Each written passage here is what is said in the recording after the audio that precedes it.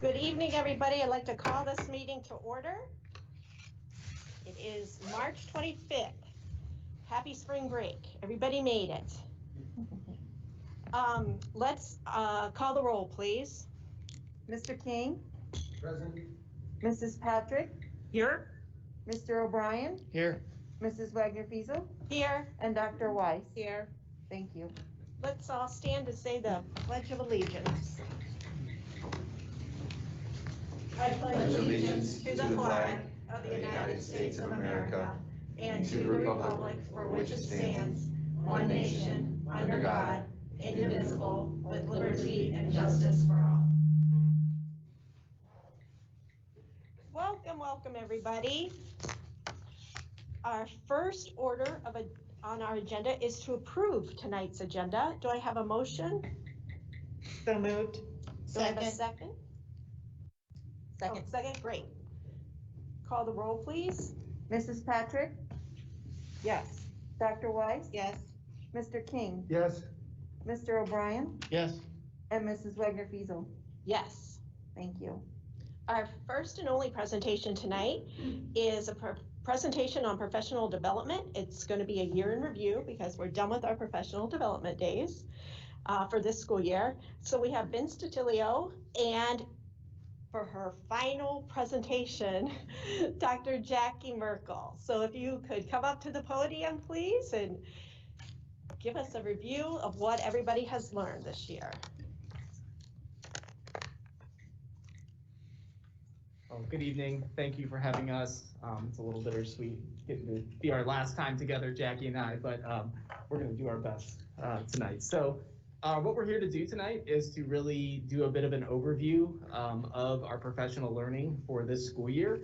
And we'd just like to start by kind of telling and explaining how we go about creating the focus for our professional development, give you a little bit of behind the scenes look. So to start our planning, we always start with the mission statement and the strategic plan. And the strategic objectives of alleviating barriers to learning, ensuring mastery of learning, and promoting a culture of inclusive excellence are first and foremost on our mind when we think about planning PD.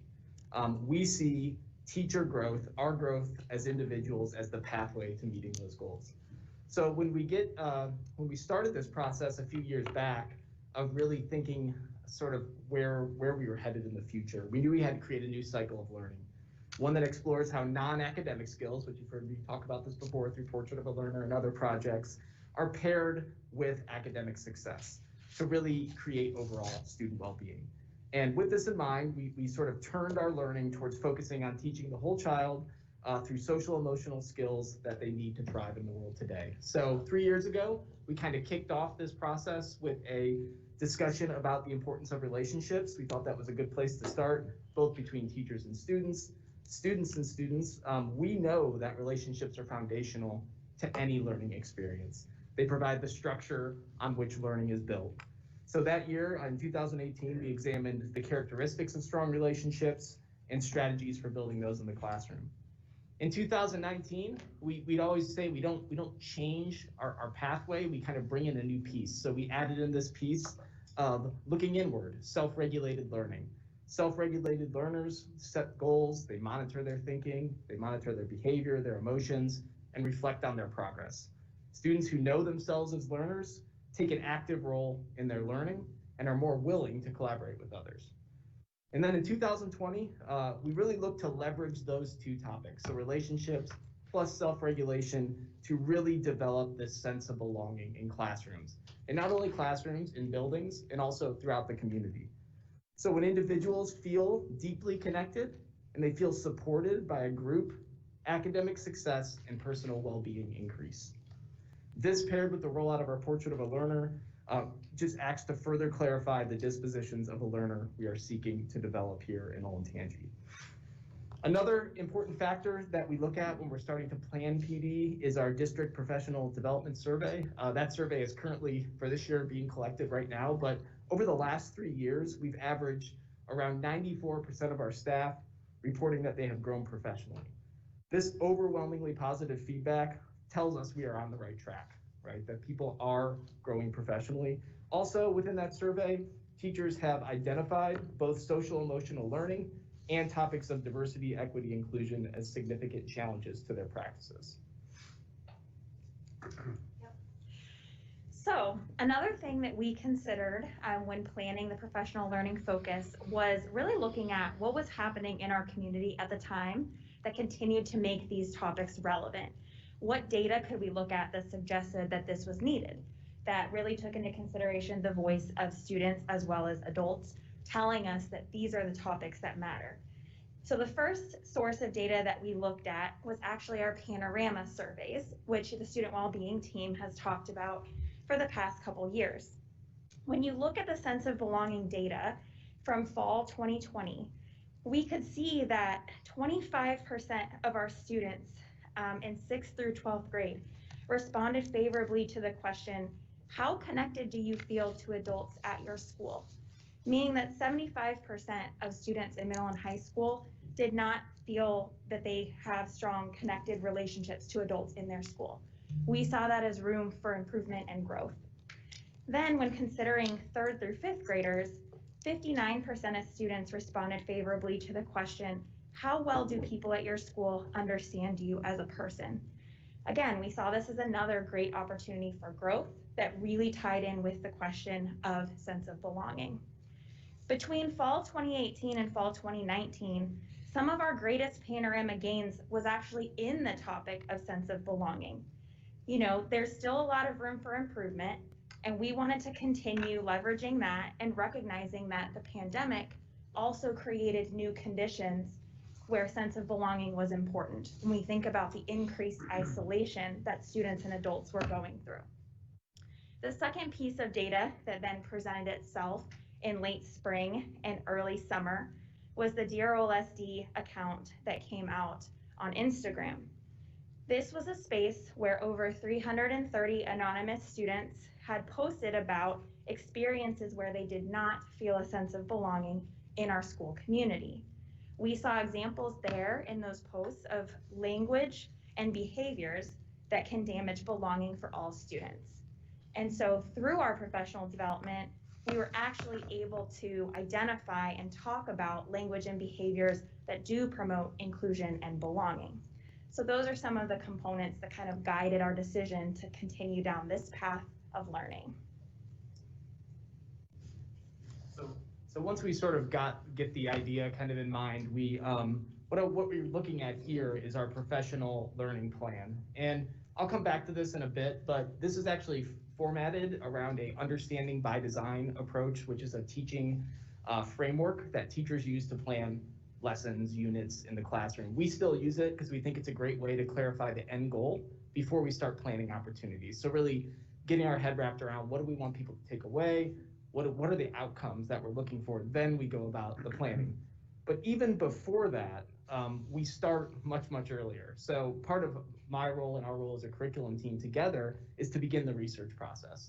And this starts really in about January of the year before, where we start reading and reviewing the literature that's out there around these topics. And first and foremost, over the last 3 years, we've talked about the Collaborative for Academic, Social, and Emotional Learning, called CASEL, which has informed the Ohio Social Emotional Learning Standards. That organization and their research base around self-management, self-awareness, social awareness, relationship skills, and responsible decision-making are often where we start. And obviously they have years of research showing that these skills, they connect to academic success. And that's across lots of different contexts. And they also reduce other behaviors like stress, anxiety, and other dangerous behaviors. Sense of belonging is kind of woven in and out of those different competencies. It's especially prominent in self-awareness, relationship building, and responsible decision-making. So along with that, the Student Experience Research Network is another research organization that sort of specializes in research around belonging. They found that programs that help reduce concerns of belonging are particularly effective at reducing achievement gaps. So that was something that we're really interested in, is reducing achievement gaps.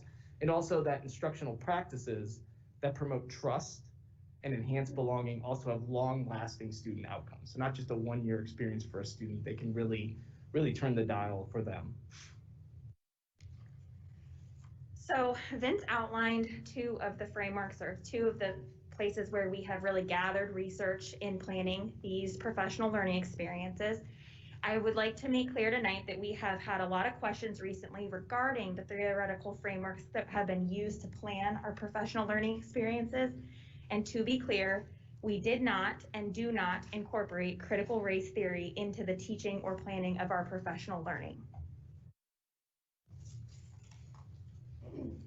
Can you say that again? Louder.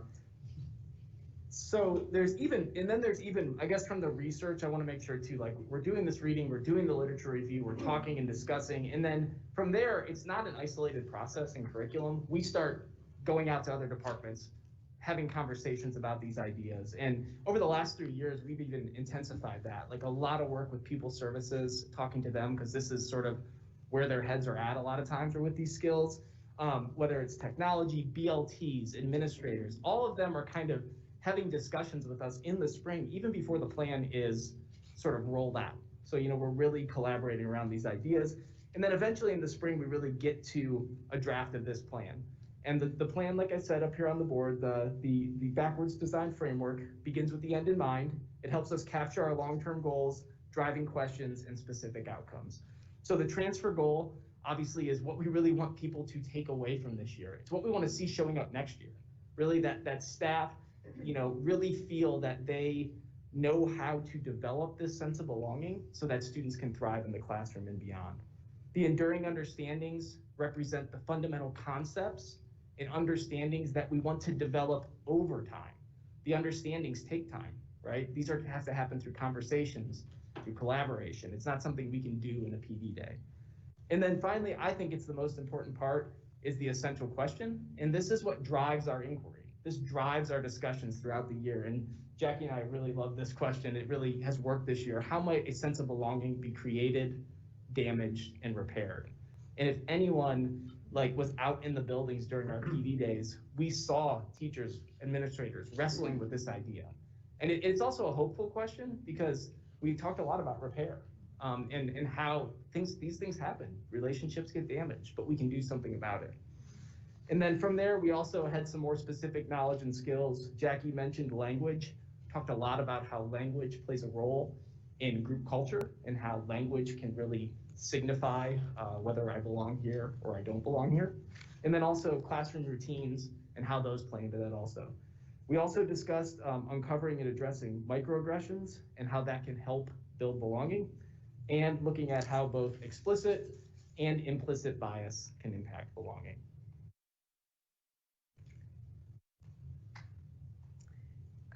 That's right. So next, we wanted to take a moment to share our philosophy on professional learning in the district, which might be different than some other school districts. For us, the choice to say professional learning instead of professional development is an intentional one, and it gets at the heart of what we believe about teaching and learning. We believe that educators deserve high-quality learning opportunities, and we design professional learning experiences that allow for choice, perspective sharing, idea exploration, reflection, and learning through discussion. What our professional learning is not is providing training to staff or requiring everyone to think, act, believe, feel the same way about a topic as someone else. We work closely with each individual building and typically a group of administrators and teachers from that building to support their planning process and ensure that the delivery of learning objectives meets their unique needs, furthers their current building goals, and supports the growth of their educators. We also debrief with each building afterwards. We gather feedback from educators in their building and across the district, and we share building-specific feedback with the planning team after each PD day. This feedback collection has allowed us to continuously improve our support, think deeply about the next steps in our learning journey, and work through any disagreements or issues that may arise, because they definitely come up and we have lots of different perspectives on how we experience the professional learning.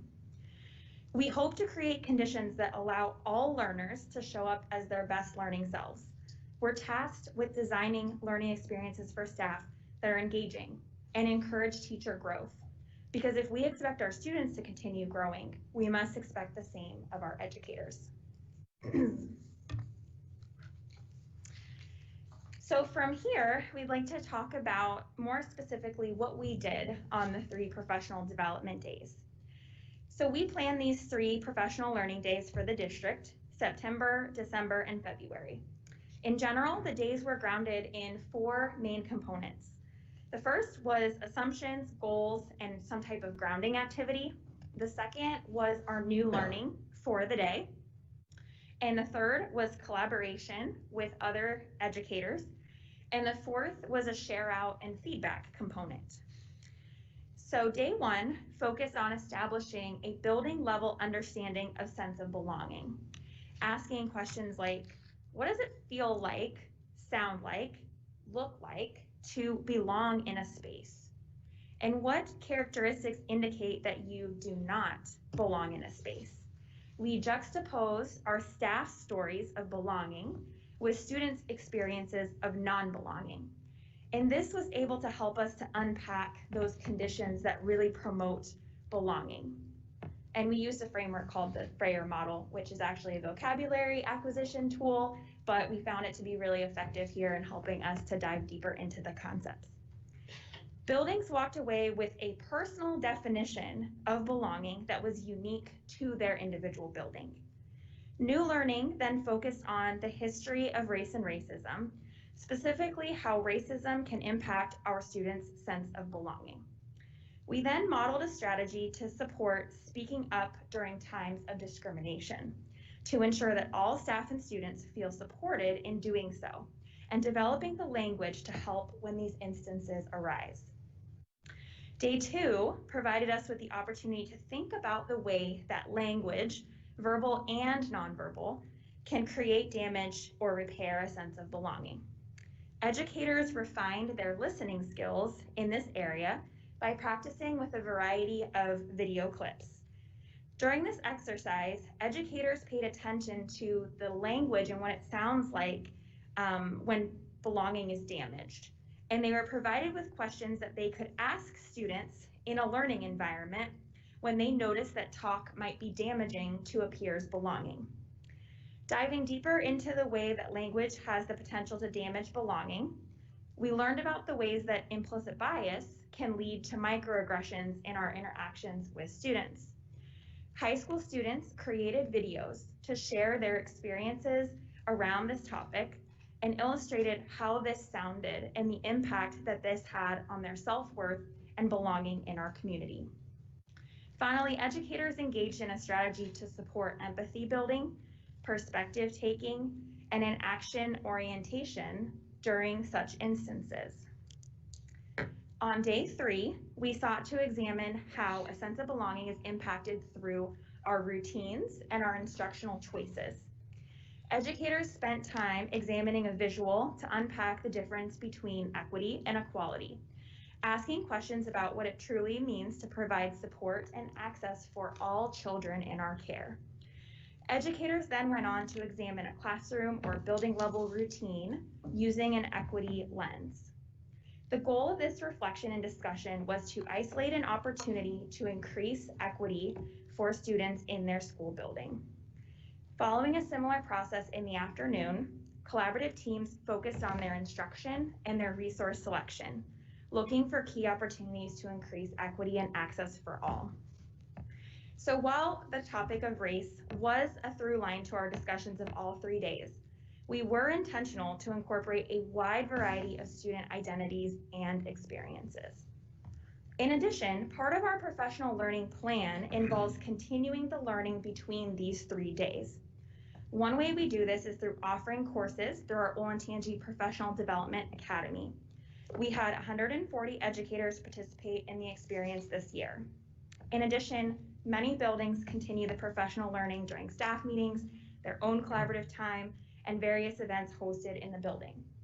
While these 3 days serve as the backbone, we know that the bulk of the work happens in the in-between times. So in terms of outcomes this year, Jackie has shared some of these before to the board, but also just to be clear on some of the feedback we gather. Like I said, we gather it after each day to also to debrief and see where we want to go next. And after day one, 89% of our staff replied that it was valuable or very valuable. That doesn't include the folks who said it was somewhat valuable. Like, that is really good data for teacher professional development. And also, we were able to unpack some of the not as positive feedback on that day. We met with buildings, even met with some teachers throughout the district that really informed how we moved forward in day two. On day two, dipped a little bit to 77, but we were still happy with those results. And also, we got some pretty good actionable feedback that people wanted more time to sort of to collaborate with their peers. They wanted some more time to sort of tackle these topics through collaboration. So we built that in to day three in an additional block of collaboration. And I think that was part of the reason why we jumped back up to 85% there, which is a really good number. And aside from that feedback, I also mentioned earlier the district-wide survey that's being collected now and the response we've gotten there. Also, the narrative feedback is important. We always ask for narrative feedback because it's a place for people to share. Sometimes it's harder to make sense of the narrative feedback, but I think it's important to just take a look at a couple of these quotes of what people shared that really embodied what we were trying to do here. This one teacher saying, belonging is something everyone wants and needs, but often belonging is more richly experienced by certain people more than others. Like that's where we were going with this topic. Another teacher mentioned, make the moments matter. Take the time for each student to be able to share out their uniqueness and blend it into the content that you are currently working on. Those are really strong takeaways from our teachers that are really things we are working towards in the district. Also, to acknowledge, like I did before, not all of the feedback is positive, and we do get critical feedback, and we try to pursue it.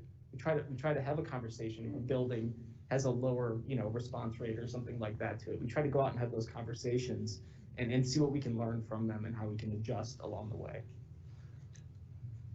So finally, a little bit of a preview into what is next. We're kind of in that planning collaboration period right now, and I still see this as the same cycle of learning. Like, we keep adding another piece to the puzzle here. And where we're at right now, and this is, obviously this is in draft status, but when students feel like they belong, they are empowered to take control over their learning. They use their voice to speak up and make important choices about how they learn. They demonstrate a sense of agency. Agency, simply put, is the power to act, to make decisions and exercise control over your life. Classrooms that create conditions for students to embrace their agency are inevitably more equitable learning environments. So we really feel like that's the sort of next step here, is to really empower students to take more control over how they learn, what they learn, really becoming more active participants in the classroom. And there's really 4 components that we're looking at and how to address that. Creating conditions for all learners to, 1, pursue their interests and find a purpose. You'll hear a lot of the portrait of a learner kind of weaving in and out of these here. Really trying to create the conditions in a classroom for that. Second, the conditions for letting students set personal goals, personal academic goals, but also well-being goals, and really take care of themselves, teaching them how to do that. And then the conditions to use their voice and exercise choice. Voice and choice is a huge thing you hear in education, and it's a great thing, and it's way more complex, but this idea of really letting students speak up, but also make choices in their learning. And then lastly, to create the conditions for them to make a positive impact on the lives of others.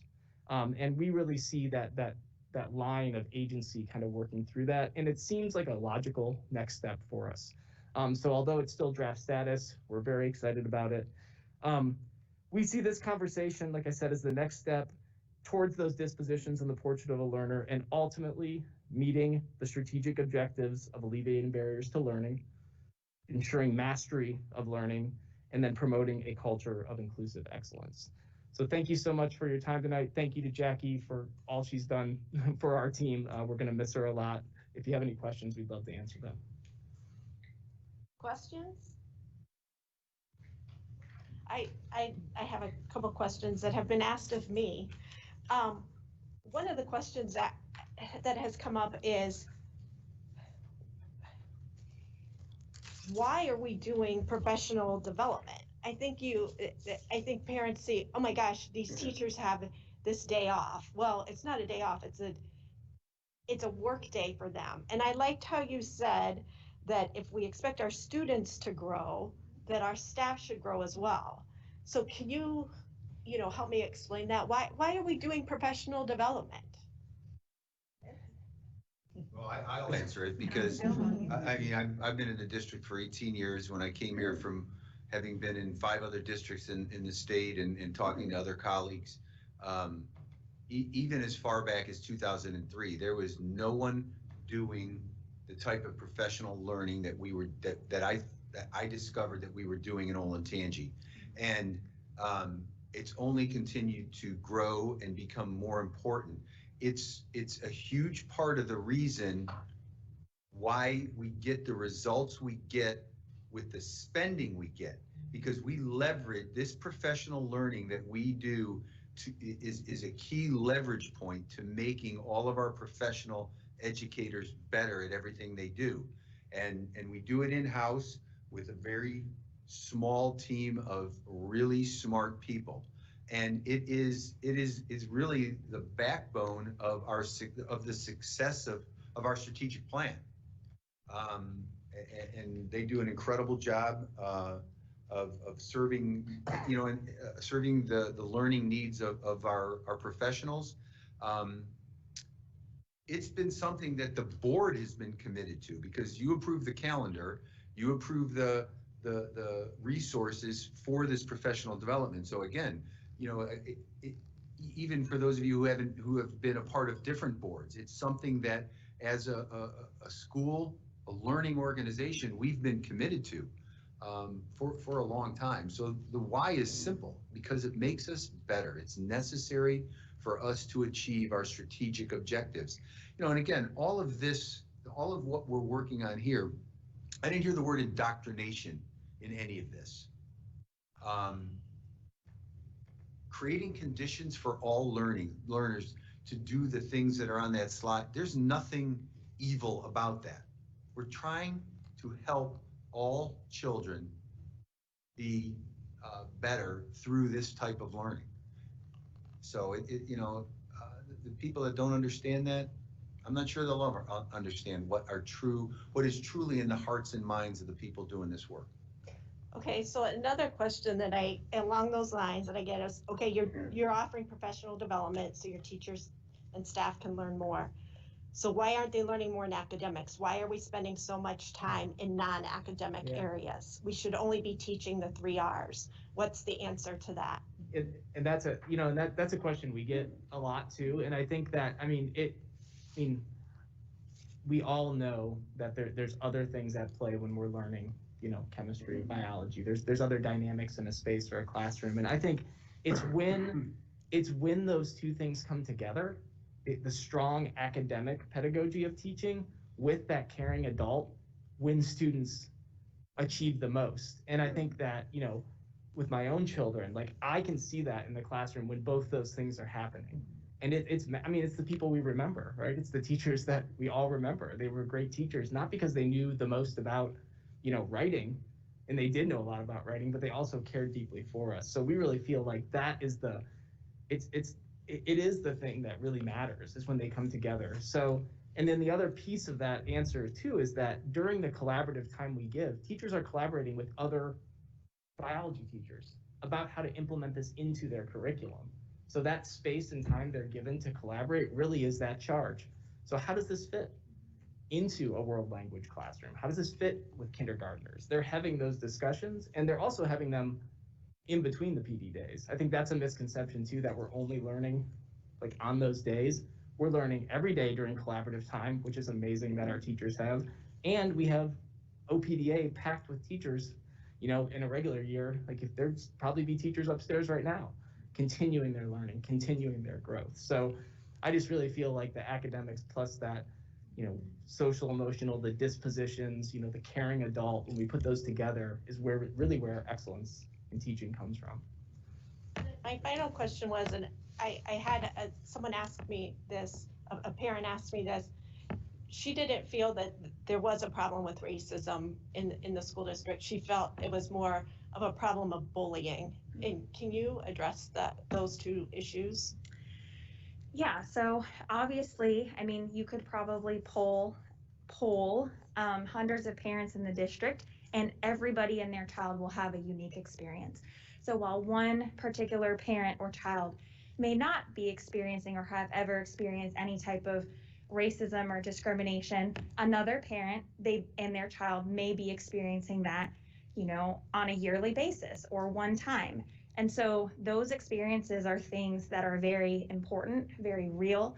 And as Vince mentioned, they directly impact the ability to learn. And so I see, them potentially as two separate conversations, but bullying, is another thing that is occurring in the schools and that we take very seriously. And we have investigation and reporting mechanisms put into place to ensure that that's not happening. So, I think that it's difficult to really boil down everything that's happening in the complexity of the student experience here into either just an experience of racism or just an experience of bullying. I think it's a lot more complex than that. And it's important for us to really listen to the voices and the experiences of the students and the families to understand the different dynamics of what's going on. So I would hesitate to make any large assumptions about that day-to-day experience from just one family. I think it's really important for us to think about the larger picture.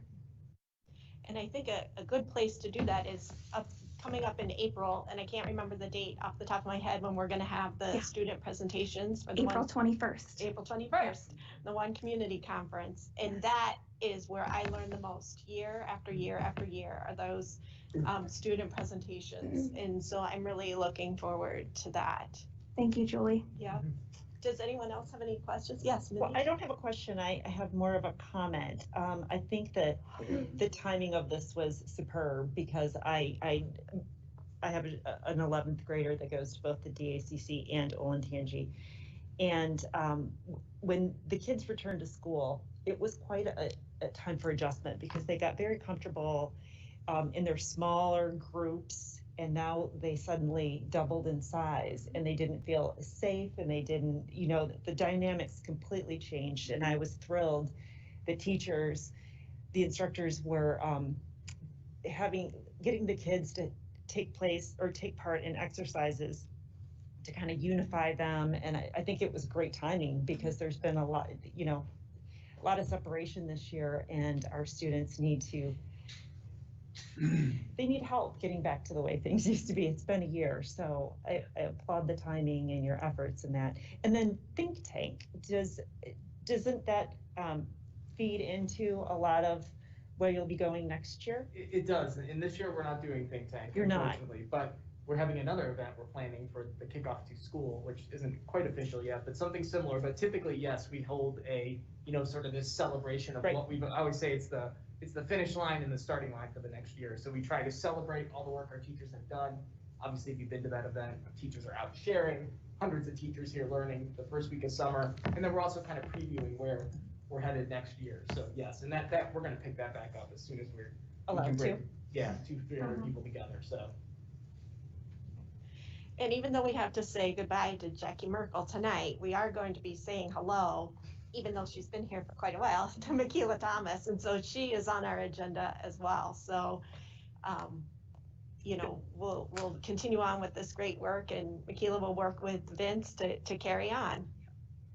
Okay. Yeah, since, Jackie's, tomorrow is her last day, we made her work to the bitter end. Yes, got everything out of her.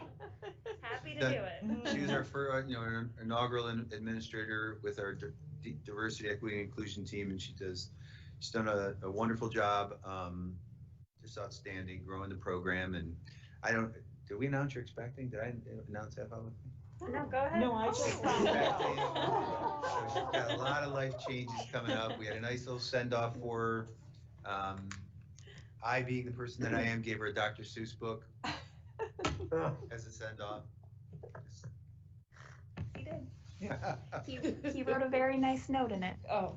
We don't have to reveal that. We don't want anybody to know that there's a heart in here, but it's been wonderful to work with her and learn with her and sometimes cry with her, but she's done a great job and we know Michaela's going to pick it up and run with it.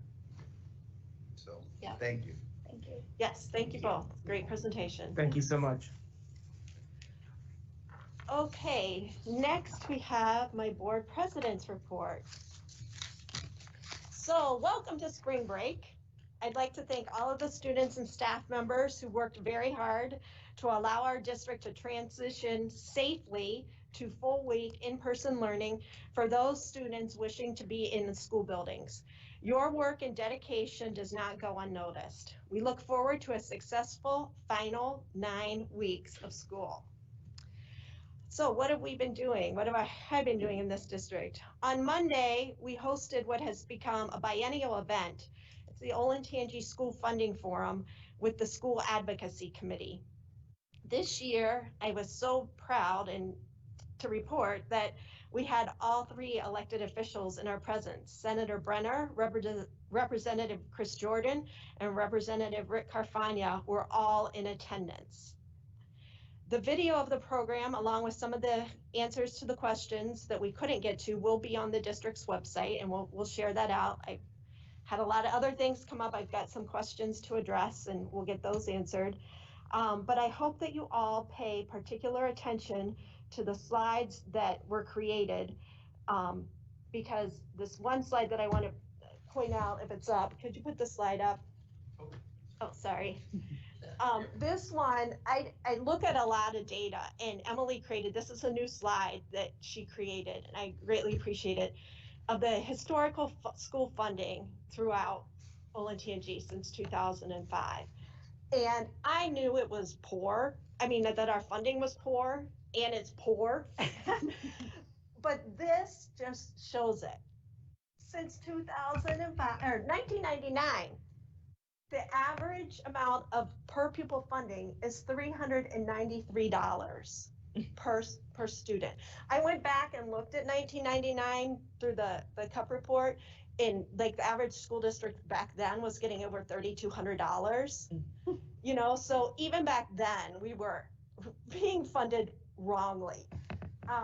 Right now we're getting about $447 per pupil per the last CUP report, and the average school district is getting over $4,000. So this broken school funding formula does not work and has never worked for Olentangy. Our elected officials realize that, but now it's up to the rest of the General Assembly to acknowledge it. They currently have House Bill 1 in the House. It's got overwhelming support. We were told on our meeting Monday that House Bill 1 will probably get rolled into the House's version of the state budget. House Bill 1 does fix the school funding formula, is what they believe. They also believe that it answers the question of, is this formula constitutional or not? It also directly funds charter schools, so we wouldn't have to take our money and send it to charter schools. So there are a lot of good things with the House Bill 1 that could get rolled into the budget. The Senate, Senator Brenner told us that they are working on a plan. Nobody's seen it yet, but they are working on their own plan, which kind of causes me concern, because when that happens, when the House has one plan and the Senate has another plan, they duke it out, and a lot of times what they come up with isn't a good plan. So I don't know what the Senate is going to do. It causes me great concern, but we'll just have to watch for that. But this, you know, we get a lot of emails and we see a lot of posts about people mad about something. Mm-hmm. Mr. Rafe has said umpteen million times, this is the issue that we can all be mad about and act together on. Okay, we usually do call to actions, but at this point, the House is for sure going to pass the fair funding bill, so we don't need to do a call of action yet. The Senate is really where we're going to have to work. So keep this in mind, people. But there's something even more that makes me angry, more than this. So speaking of funding, it has come to our attention that Olentangy will receive nothing, nada, zilch, zero, nothing from the American Rescue Plan. That's the latest round of federal pandemic relief funding, just like we received nothing from the second round of federal pandemic relief funding. This is because that the formula that is used to distribute these funds is based on Title I funding, of which Olentangy receives no Title I funding this school year. So while similar districts are getting millions, and I mean millions, in American Rescue Plan funding, Olentangy is receiving nothing. It came out in the Akron Beacon Journal this week that the Akron City School District, which now has fewer students than Olentangy, is receiving almost $100 million in federal pandemic relief aid. $100 million. And that's after receiving $58 million in the second round. So they've received more than $158 million in pandemic relief funding. I just have to take my breath because that's lottery money. That's hitting the lottery. Akron has stated that because of this funding, they are not going to have to be on the ballot in November to ask their voters for more money. Why not? With 158 million, they don't have to ask voters for money like we do. And they have to create a plan outlining how they're going to be able to spend all of this money. All of this is stated in the Akron Beacon Journal. I'm not making this up. So if you want to be mad about something, be mad about that.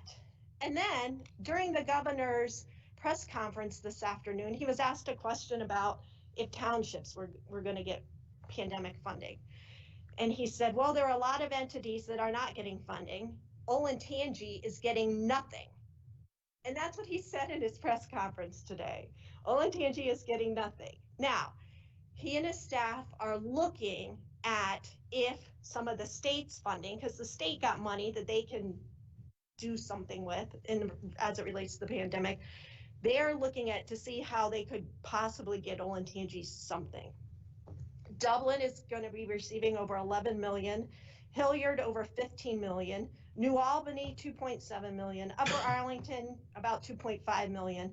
The only other school district in the state not receiving federal pandemic money is Ottoville in Putnam County, which has just 459 total students grades K through 12. That's about the size of our smallest elementary school. We are the 6th largest school district in the state.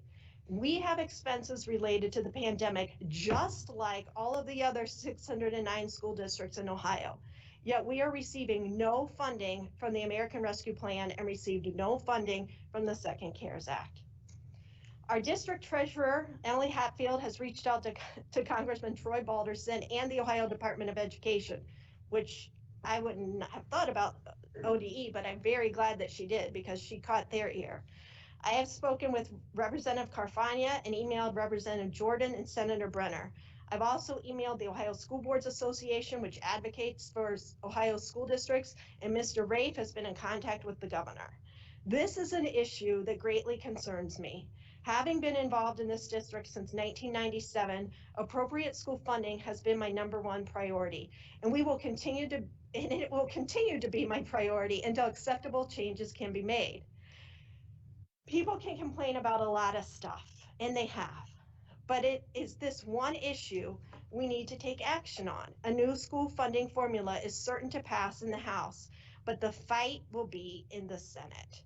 As for federal pandemic funding, we have been told that somebody's going to do something. We just don't know when.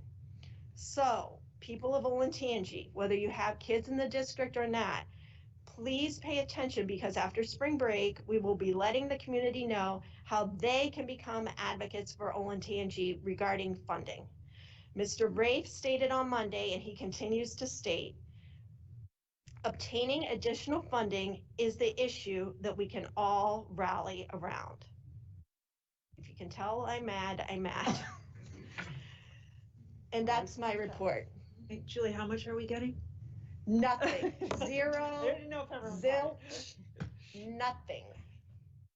So for the mom who spoke eloquently in the diversity committee meeting that I was in last week, was it last week we did a virtual diversity committee meeting? She said something that I hadn't heard before, that she feels that there are students in the building that have to do a walk of shame down to pick up a computer from the school because they don't have the means to bring their own device with them into school. Wasn't aware of this, and she said it, you know, if we could do anything about that, because other surrounding districts do.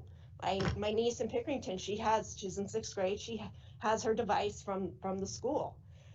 I would love to be able to do that, but all of the surrounding districts get additional funding, whether from the state or pandemic relief funding. If I had pandemic relief funding, that might be something to look at, but you know, I'm sorry that I keep harping on funding, but the funding, or the lack thereof, the funding supports everything that we do. You love the AP classes, the band and choir in the elementary schools, all the extras that we're able to offer our students.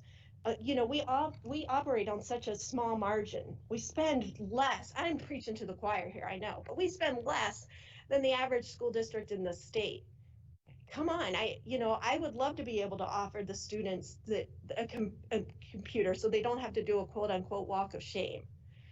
I'm sorry, but There that's how are it a number is. of students, there's no walk of shame. There are a number of students who just don't bring their computers. They leave one of their 3 computers at home because we have them available for them. So let's just slow it down on that. Well, I'm And not just focus on repeating a what was quote said unquote walk of shame. Yes. Please. At the diversity committee meeting. Yes, I understand that, but it's all about sense of belonging, remember, inclusive as well. So you just have a lot of kids who don't even bring the devices they have, so. Yes. Mr. Rafe. Are you done? You sure? Yes. Well, I have a question. Yes.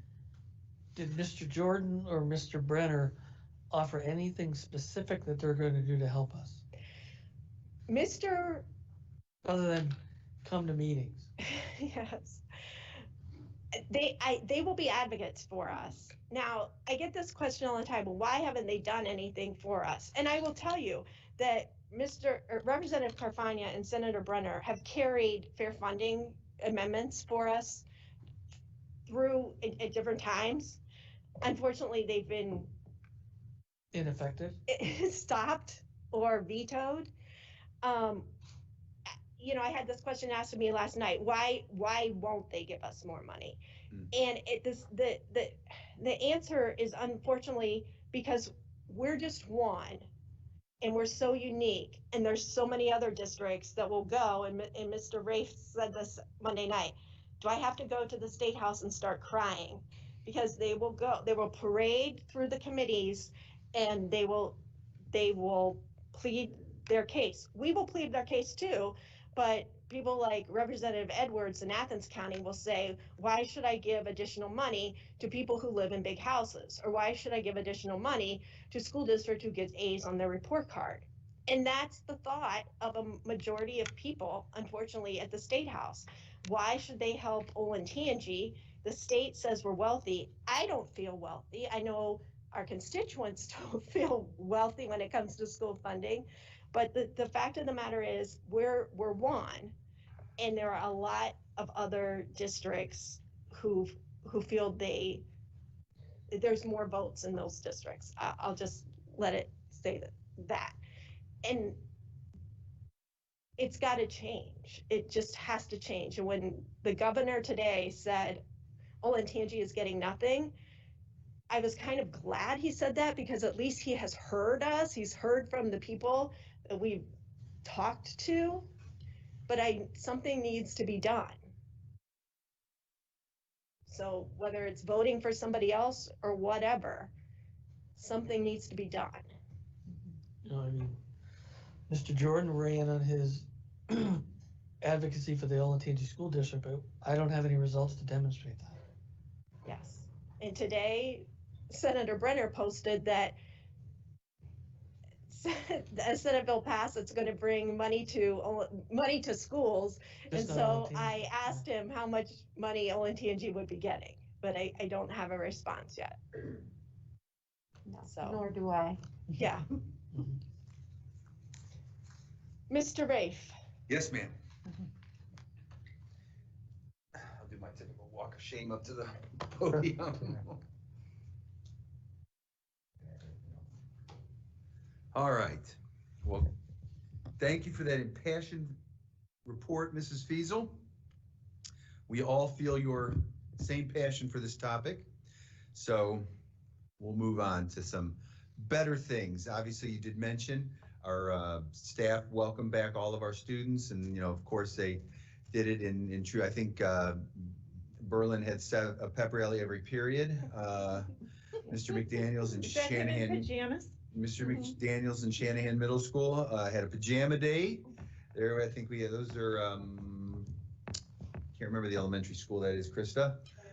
Heritage Elementary School teachers were out welcoming their students back. So again, by all reports, things are going well. I think we're following the protocols and trying to keep everybody as safe as possible. But just I think there's been a huge sense of relief, and hopefully those of you with children are seeing good positive things going forward. As we've mentioned, I'd like to welcome, congratulate Makila Thomas as the new Assistant Director for Equity and Inclusion. Makila's been with the district for a very long time and has been actively involved. If you read the announcement we made, actually her and her family, her parents have been on the diversity committee for a long time. So we're just very, very proud to have her now lead our efforts moving forward. That is a very nice picture, Todd. Thank you. I can hope she agrees. So, Makila, welcome. Or welcome to your new role. So we want to congratulate our 14 elementary students Olentangy students, elementary and middle school, who are competing in the regional virtual spelling bee. I have a special admiration for these students that get up there, especially the ones that, even more so when we do it in person. I'm still traumatized by going out of my 5th grade spelling bee in the very first round because I misspelled the word cereal, the food. Yes, I still have every time I see the spelling bee, I flash back. Cereal. I know. Switch the E and the A. Sorry. Mine was Patriot. What round though, I will Mrs. never forget that. I was out first one out, so go sit down. It was 3rd grade. They didn't care about my sense of well-being or belonging too when they ushered me to my chair back in 5th grade. Oh goodness. So I want to congratulate some students here from Walnut Creek Elementary School. Our 4th graders used the lesson they learned from books they read in their class about a service project to raise money and donate items for children in foster care. So very proud of those 4th grade students at Walnut Creek Elementary School. This week we have Berlin High School's theater presenting Little Shop of Horrors, and when we reviewed the slide, I of course sang a song from Little Shop of Horrors, but I'm not going to do that here in public tonight. But obviously we're doing these things with limited seating available, and the performances will be live streamed. So we wish those students at Berlin High School all the best in their production. So, you want to come up here with me? You want to do it? You had the process. I will give you. I forgot this was going to happen tonight. Yeah. I just thought Greta was here to hang out with us. I will. Yeah. We are revealing the mascot for what? I was thinking, I hope the video plays with all that buildup. For Shale Meadows Elementary School. Hi, my name's Greta Janegi, and we want to welcome you to your school, Shale Meadows Elementary School. At Shale Meadows Elementary School, we are going to be all about a sense of belonging. We are going to be resilient. We're going to inspire each other. We're going to encourage each other. We're going to be all about the positive change and showing true kindness. And to start us off this year, we want to tell you that you are going to be the Shale Meadow Monarchs. We are going to be the monarchs in the meadows.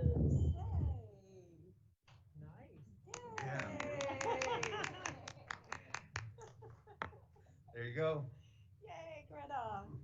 Yeah, that was fun. It was a fun process. So the little monarch is actually a little fierce too. So we're all right with our, we're fierce mascots. So enjoy that.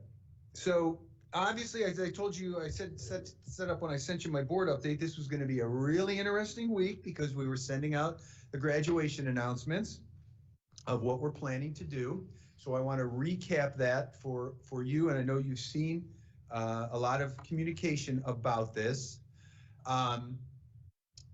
You know, we really started thinking about this 2021 graduation plan as soon as we executed last year's graduation plan. So, you know, all in all, our goal has been to try to select a commencement plan to honor and recognize the class of 2021. We know how important it is.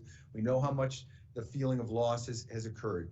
You know, we tried to focus on two main things as we analyzed all the different commencement plans that were available to us. The first thing was the kids. What would be the graduates' experience? And the thing we believed that was most important to them was celebrating something with their entire graduating class. It was important for the kids to have an opportunity to be together one last time. And the second thing was the family's experience. Parents being able to see their graduate walk and have their moment in the spotlight. So we considered a lot of different options. Not one thing we considered is perfect for all the graduates, and that will allow their family members to view their, sorry, I'm gonna read that. There's not one perfect solution that allows all graduates to be together and allows family members to view their graduation's commencement walk. So, you know, those were factors that were important as we moved forward. So the things we actually considered, there were actually 5, because Nationwide Arena was one thing we considered, but it was never made available because of the hockey schedule and potential playoffs. Obviously, the Schottenstein Center at Ohio State University was one of the things we considered, but all of the venues we considered, all of the types of setups we considered were then examined based on those 6 factors you see up there. And, you know, essentially it was, which of these factors could we check the most boxes on? So, you know, could we hold the event rain or shine? Obviously at the Schottenstein Center, yes, that was the case. Huntington Park, high school stadiums, the commencement walks, as I've reported previously, and this is now essentially the 3rd or 4th time we have talked about this process publicly. So, you know, you see there the venue capacity. Obviously, Ohio State was limited. Huntington Park would have been limited. High school stadiums are limited. The commencement walks have flexible capacity because they're limited only by how big a car you have or how big of a vehicle you choose to rent.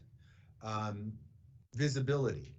The Schottenstein Center would not have the same visibility. There are 3,300 seats available in the Schottenstein Center. Of that 3,300, 1,850 would be in the upper bowl of the arena. I don't know if any of you have ever sat in section 302 of the Schottenstein Center, but you can't see very much from that. So, you know, that was a factor we took into place. Huntington Park had very good visibility. The high school stadiums also, you know, again, low visibility from depending on where you're sitting in the high school stadium. And we'd also have to have additional LED screens. You know, obviously the best visibility for a child receiving their diploma from their principal is in the commencement walk, because they're right there next to the stage as they're getting their diploma. You know, the whole group experience was also very important as we considered the graduation decision. And obviously, you know, the stadium and the Schottenstein Center and Huntington Park would give that whole group experience. The commencement walk did not give the whole group experience, so that's why we tried to balance that out with the senior salute on Friday. The timeline is really a critical factor. Now, I know there's a lot of commentary about other districts that have chosen to use the Schottenstein Center, but I spoke to the superintendent in Hilliard on Monday, and according to him, even though they sent out an announcement saying they were going to be graduating from the Schottenstein Center, Ohio State University has not authorized the use of the Schottenstein Center. Even though they said in their announcements there'll be 5 tickets per family, they have no idea when the tickets will be available. They have no idea where anybody will be sitting. So, you know, that timeline was very difficult. Because we need to make a decision so we can properly plan and execute this event. The other concerning thing for us about the Schottenstein Center, we had always planned to do all 4 of our graduations on that one day, May 23rd. Because of the COVID cleaning protocols, we cannot host all 4 graduations on that date. Initially, the Schottenstein Center told us that the 22nd of May would be available. We've subsequently found out that another district has the 22nd of May booked. So while 2 of our schools could, if we proceeded with the Schottenstein Center, 2 of our schools could graduate on the 23rd, but 2 of them with no alternative date for. That would be a big problem, to go to say to 2 schools who'd like to graduate in June, because the first available dates they have are in June. Now, again, some other districts planned 3 separate nights. So we haven't done that. We've always planned to do those graduations on the same day. So that really was a really strong factor in determining what course of action we had to take when we made our announcement. Again, same thing with Huntington Park. We were looking at a May graduation. They offered us a June rain date. The high school stadiums, yes, we could have all our graduations occur in one weekend, but we cannot we'd have to have alternative dates for inclement weather. And with the commencement walk, all the graduations can occur on that one weekend. And as I said before, we can do those rain or shine. And then cost was the last factor. Schottenstein Center, if you saw my second email that went out, the budgeted amount for the Schottenstein Center for this year was $51,000. The new cost to do it on 2 separate dates with additional COVID cleaning protocols and all the other things that would go into it would push the cost to almost $200,000. Huntington Park would have been outside the budget. The high school stadiums would be inside the budget.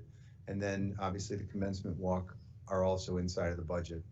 As we went through this process, our principals did meet with their building leadership teams, their staff advisors. They did speak with students. The constantly changing conditions of the pandemic, affected that decision-making process. And, we had a goal all along because people need to know they're already making plans, plans that were made. Because we've changed some of the aspects of our graduation weekend, we are creating conflicts for some of our families. And I've got a lot of questions about why we didn't survey people. There's no point in doing a survey when you know the outcome of the survey, because we would have asked people, what type of graduation ceremony do you prefer?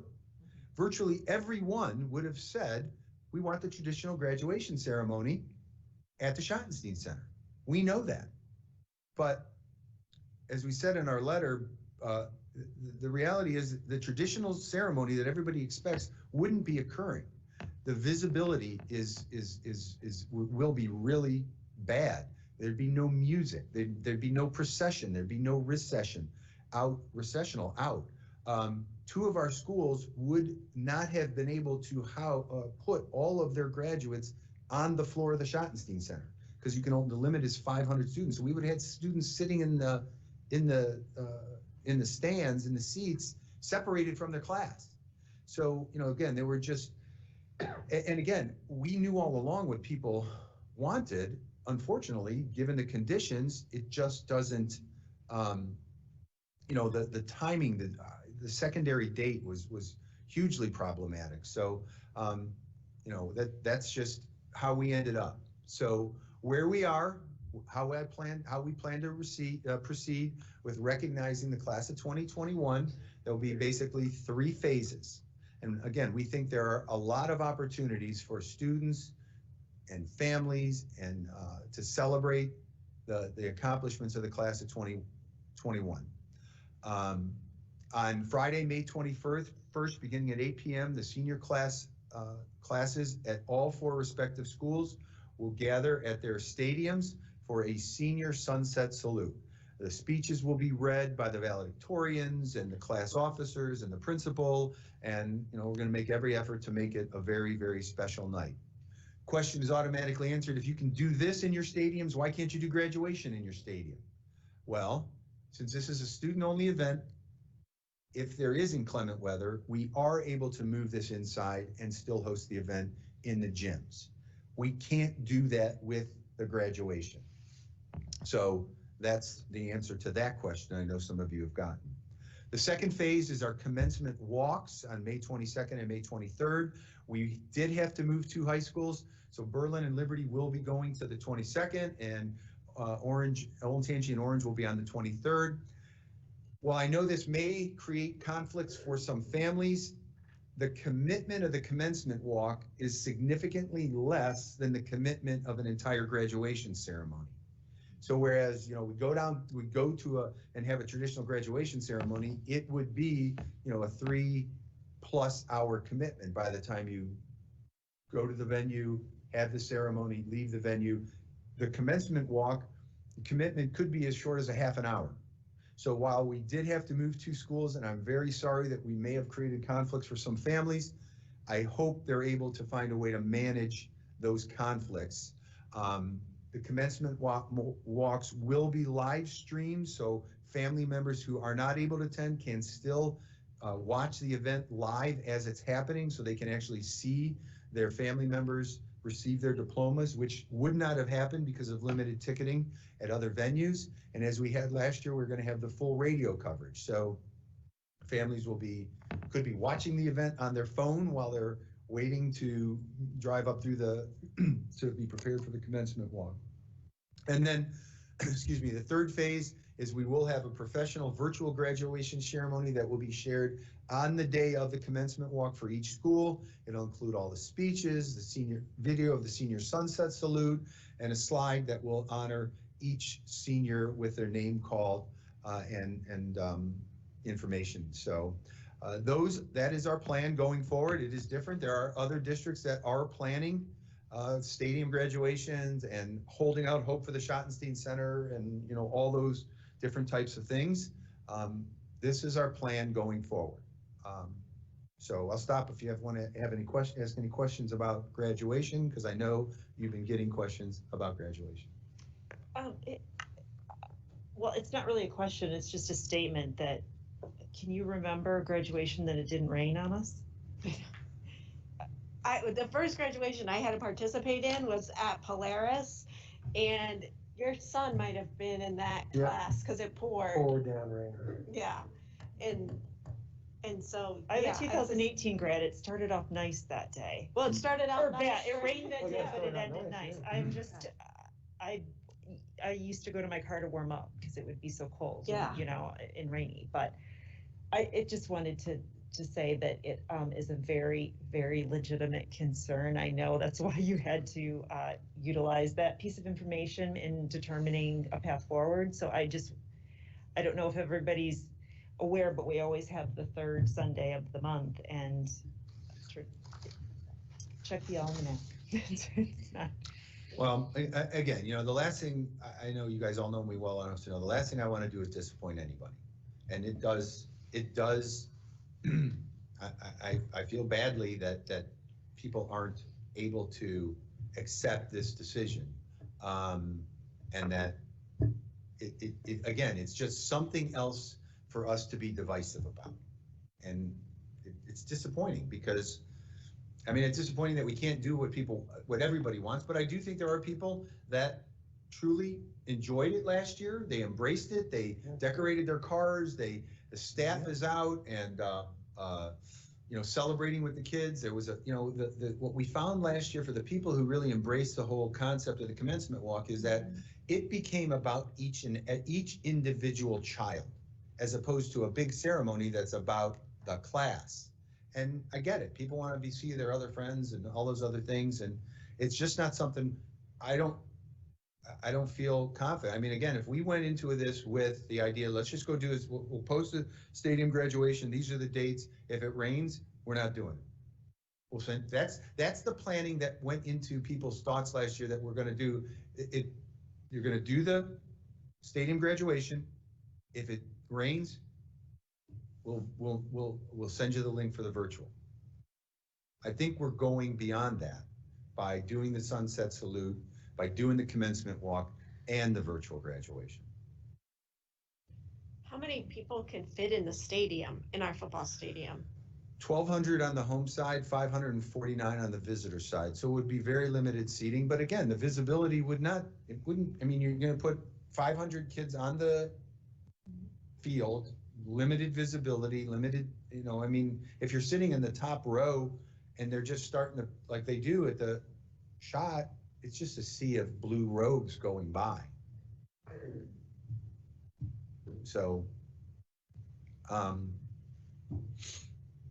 you know, I can't begin to tell you how much time and energy we spent on coming to all these decisions, the different, and again, in an ever-changing environment, because, you know, the things could loosen up, things could tighten up. I think what we have is a plan that properly honors the kids, gives them opportunities to celebrate together, gives parents the opportunity to see their kids get their diplomas. And I know the virtual graduation will be just as outstanding as what we put together last year. Any other questions? I have a comment more than a question. Just as a parent of a senior this year, you know, it just to reiterate, this wasn't easy to get to a choice that wasn't probably the most wanted, but I think this is going to be exciting for our kids. I'm excited to do this with my daughter. So, you know, it's all about the attitude that we take with it. Will be a tremendous change in what this can be for our kids. Thank you. It was valuable to have a parent of a senior on the on our leadership team, and a parent of a senior. You know, Mr. Wright had a senior graduate last year, so he got to experience this, and we also know that our opinions of the commencement walk, we got a lot of positive feedback about it last year, but we also thought about the fact that people have been locked up for 2.5 months. They were happy to get anything. So maybe their attitude about it was a little bit different. But I can promise you, if you go into this with a negative attitude, you're going to get a negative outcome. It's just that simple. It's how everything, in my opinion, how most things in life work. So onward with our action items. So we have a couple administrators leading. Ross Linscott's done a great job as a pupil services supervisor, and I congratulate him as he moves over to Big Walnut to be their director of pupil services. I asked him how many members on your team, because we have 8 supervisors, an assistant director, and a director. And he says it's me and a supervisor.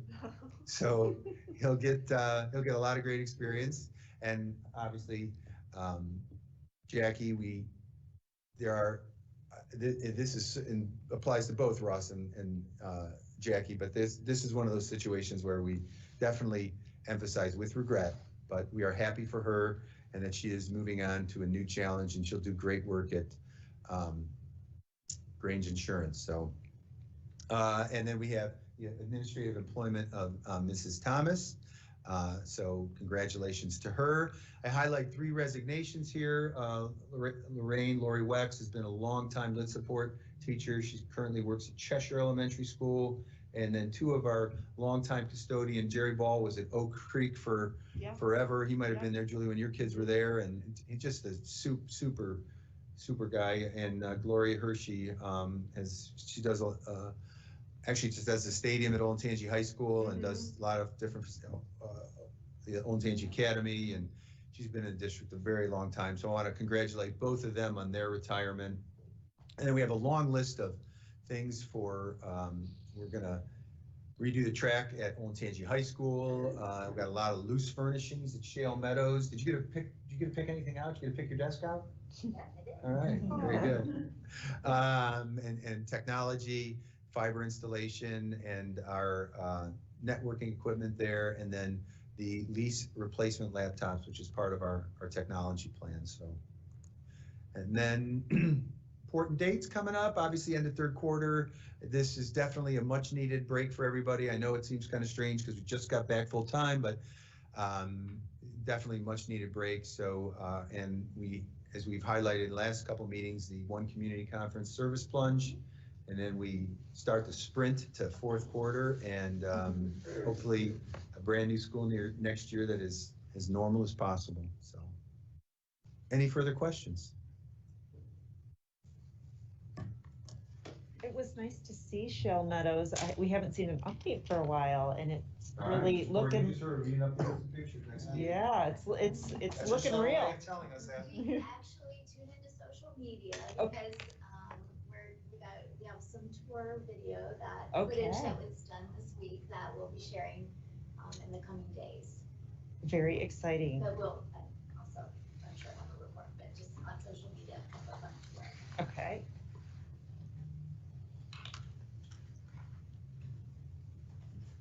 All right. Next up, we have the treasurer's report. Good evening.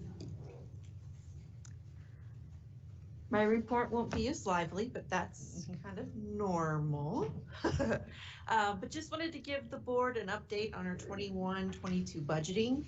It is currently in progress and we are working to compile those budgets.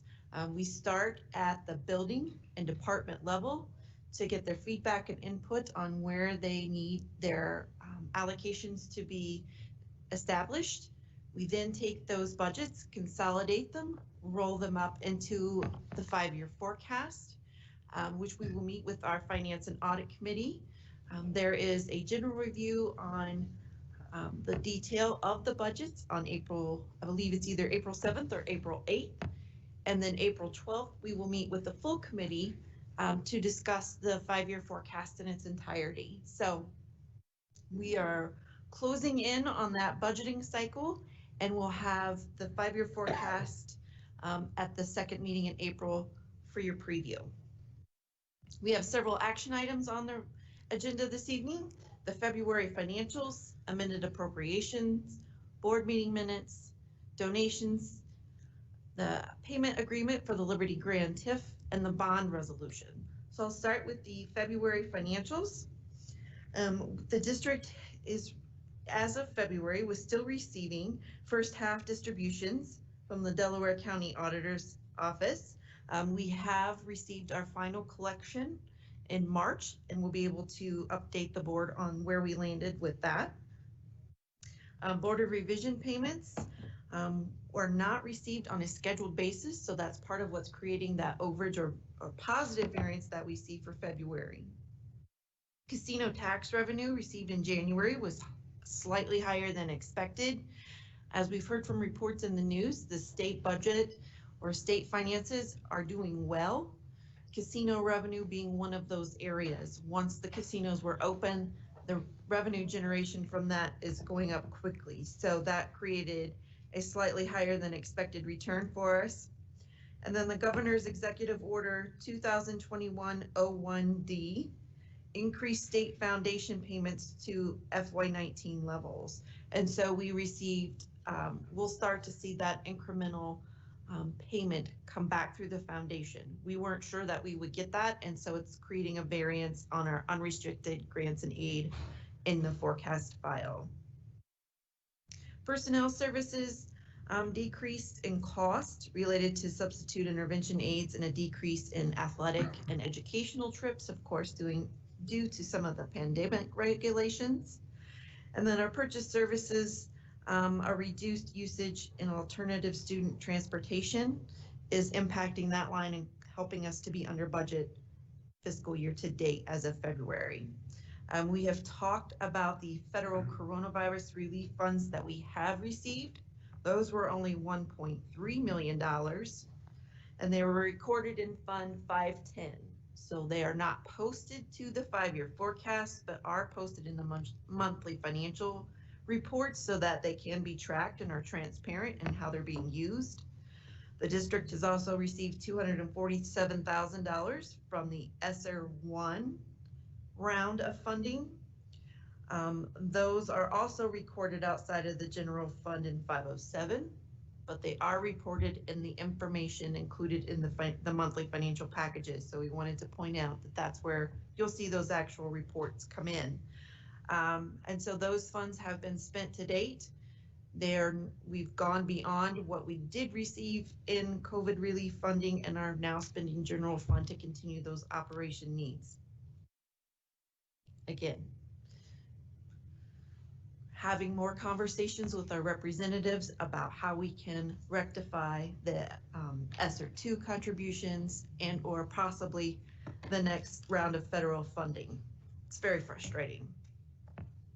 Amended appropriations and board meeting minutes, of course, are coming forward to make sure that we are in compliance with Ohio Revised Code. We have several donations that we would like to publicly acknowledge.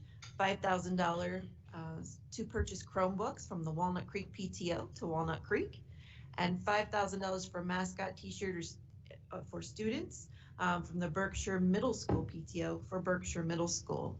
We are grateful for all of those donations, as well as in-kind donations that our community provides and their time.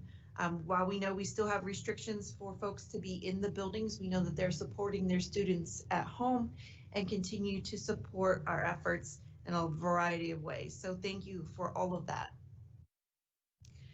The Liberty payment agreement from the Liberty Grand TIF, that is an agreement between the Schottenstein Real Estate Group and Olentangy Schools. The Liberty Grand TIF is where that agreement was required, or the requirement came from. That is a 1075 TIF, meaning that the Olentangy School Board did not have to vote to approve that TIF resolution in 2019. It was approved between Liberty Township and the real estate company. As a part of that, we can pass the resolution in agreement with Schottenstein Real Estate, where they will provide us with $1 million for permanent improvement infrastructure around the Liberty High School, Hyatt's Middle, Liberty Tree Elementary area, because that's where the TIF agreement takes place, around Sawmill. And then the next step would be to have Liberty Township approve the list of items. So what we're intending to use that for is to do some of the pavement work around Hyatt's Middle and Liberty Tree, to redo some of the bus lanes, taking a look at the field parking for Hyatt's Middle and some other areas around the bus compound. Some of those items we had originally intended to use bond dollars for, as we talked about our bond projects, but we didn't understand at the time that the Liberty payment, or the payment coming in from the Liberty Grand TIF, would have to be public infrastructure. So what we can do, though, because of the purpose clause of the bond, is use the bond dollars for other permanent improvement infrastructure that is not related to that area, and use the donation or the payment from this agreement to do those projects. So it will still allow us to provide permanent infrastructure improvements in the district. It's just a reorganization of the project listing. Are there questions about that before I go on to the bond resolution? The bond resolution that we have, of course, is the second round of debt that we are issuing. This next tranche of debt will be to support Middle School 6 and various projects. We had discussed the last couple of board meetings whether or not we should issue the total remaining amount, and we are not. We are setting aside the portion that would have been allocated for Elementary 17 and waiting for at least a year until we can review updated enrollment reports and statistics to make sure that we need to move forward within that year, or if there's another timeline that we need to establish for that second elementary building. The authority remains intact. It'll just be delayed until we actually sell the debt. So we're saving on those interest costs to carry it if we would sell it all at once. Some good news to share with the community. I think it's another great way to understand and communicate our transparency and efficiency in our fiscal management. We have to, of course, when we sell bonds, we have to go out to the rating agencies because we are selling the debt on the open market. And so we maintained our AAA stable ratings with Standard & Poor's rating agency. That's a fantastic accomplishment for the district, especially considering the pandemic and the economic distress that has been incurred nationwide. So we're very happy to report that we are able to maintain that strong position. That strong position allows us to borrow debt or sell the bonds at a lower interest rate, and it saves the community and taxpayers overall because we do get better deals or better rates on the debt that we issue. So it's a great thing for everybody. I equate it to being similar as to refinancing a mortgage, or when you take on a mortgage, you try to get the lowest interest rate possible. So think of S&P Global being your Equifax personal credit score. It's helping us get that lower cost borrowing. It's fantastic.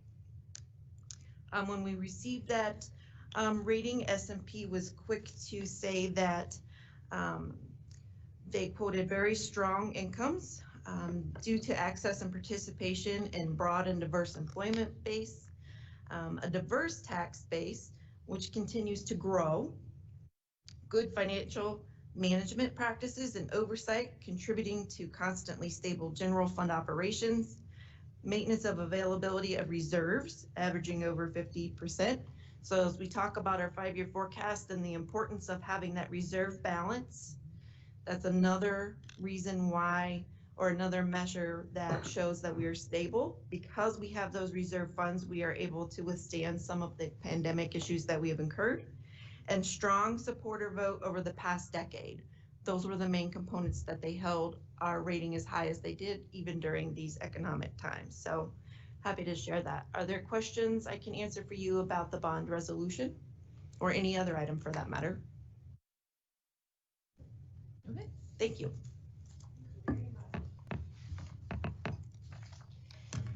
All right, next on the agenda, we have our public participation session.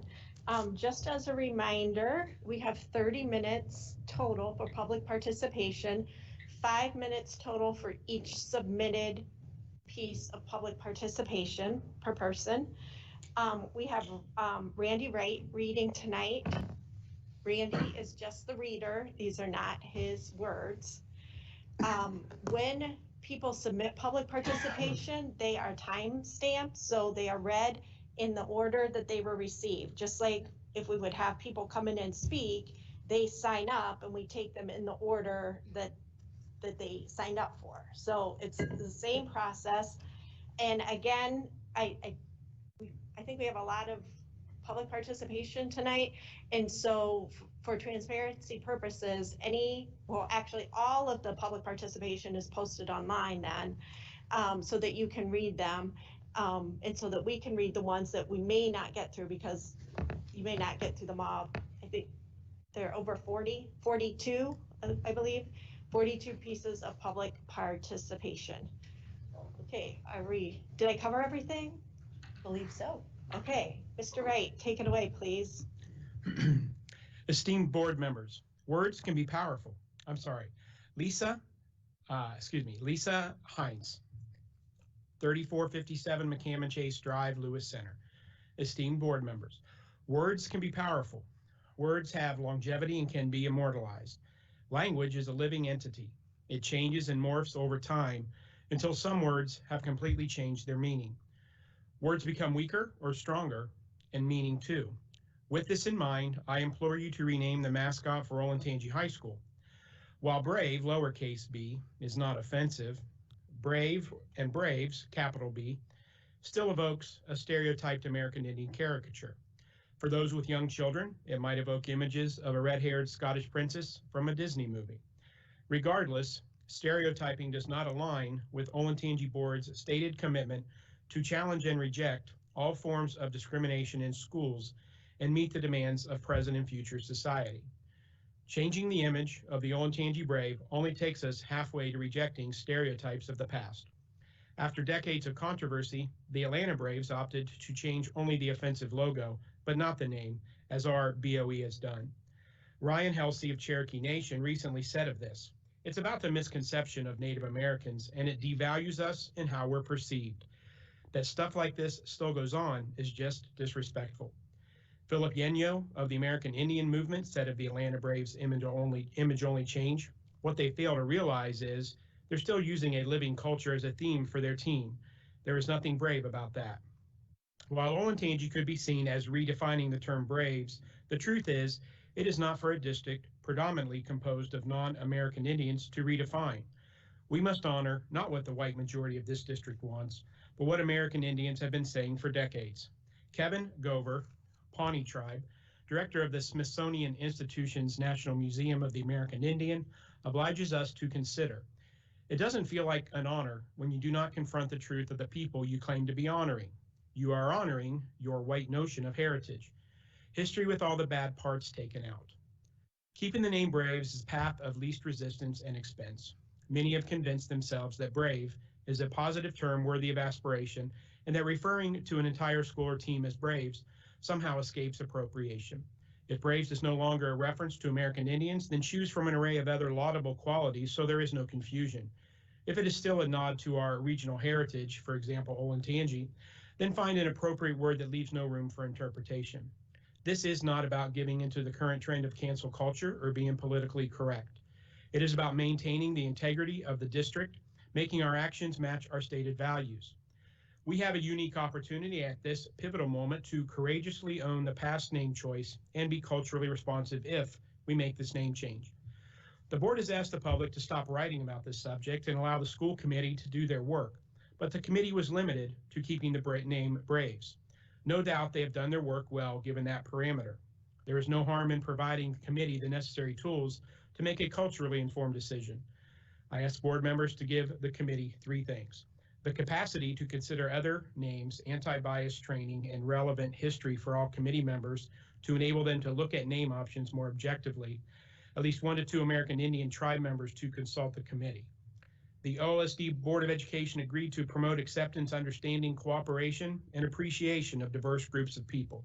The name Braves violates this premise. The bravery of this board is needed to follow through on those agreements to make a positive impact for our students and families and for the community we envision in the future. I appreciate all that you do for our OLSD community. Ashley Wise, 4842 Normandy Drive, Galena. There is a link to a Google link that will be available when these are posted. Dear board members, thank you for your time and energy that you give tirelessly as you serve the students and families of this district. My family and I are appreciative of the role you play. From my understanding of the last board meeting, parents and community members were asked to let the project committee process take place.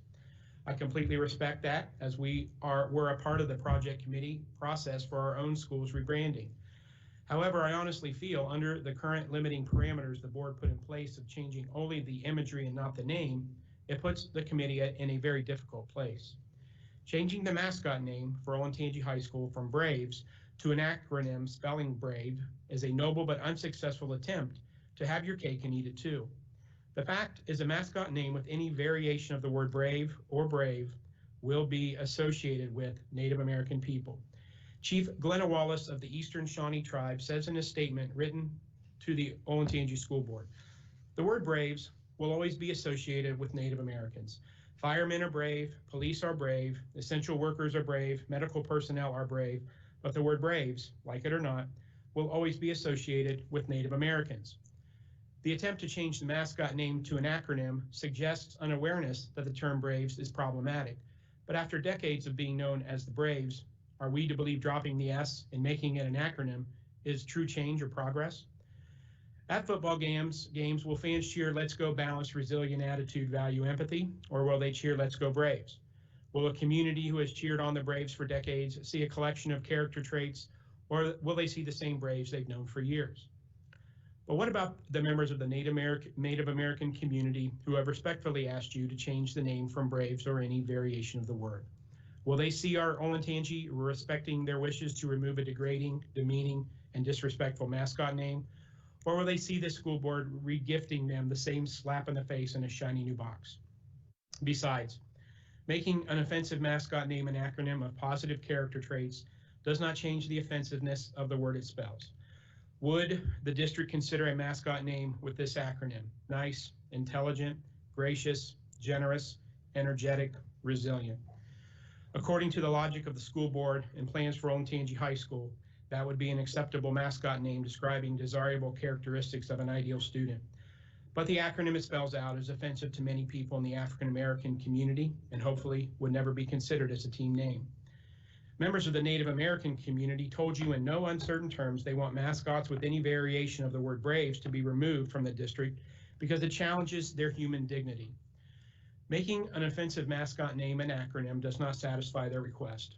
It shows the district is aware of the offensiveness of the name, but unwilling to change it. I understand the bind you're in. There are many in the community who would like to see the name stay the same because Olentangy High School has a long and proud tradition with the name Braves. However, the term Braves for the use of a mascot name has been offensive, demeaning, and derogatory to many Native people for far longer. Does our tradition as a school district supersede the current stated will and desire of the Native American community, whose long and proud tradition predates our school district by hundreds of years? It's time for us to honor the wishes of Native people by changing the name from any variation of the word Brave. The school board members have the power to do it, but instead are choosing to place their priorities over the requests of the Native American community offended by the continued use of a demeaning and derogatory mascot name. We are better than this. Let's come together as a community and create a new tradition that exemplifies the one community that Olentangy strives to be. Respectfully submitted, Ashley Wise. Salon Wise, 4842 Normandy Drive, Galena. Same links will be available when posted.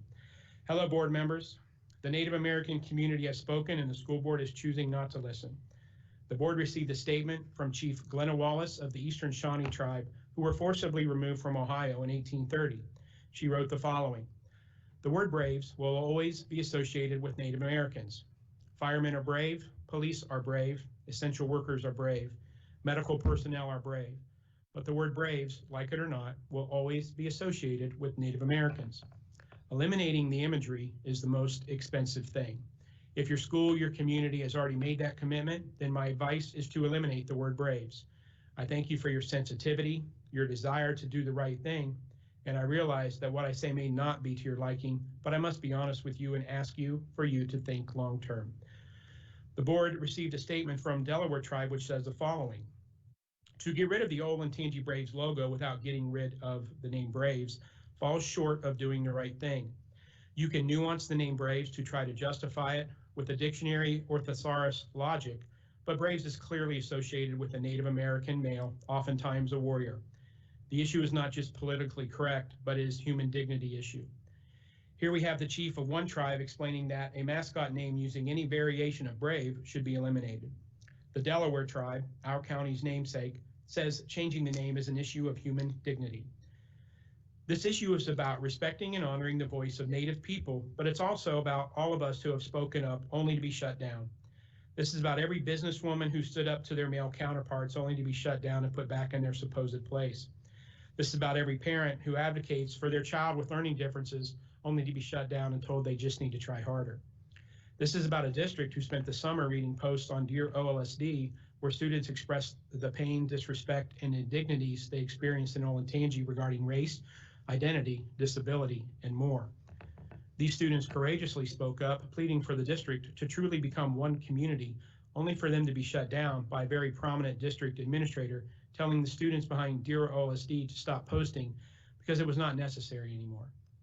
After a summer of supposed awakening over issues of race, after several town halls and staff professional development sessions about racial sensitivity, the chief and the cultural director of Native American communities from this area spoke up to say maintaining any variation of the word Brave in a mascot name is an affront to their human dignity.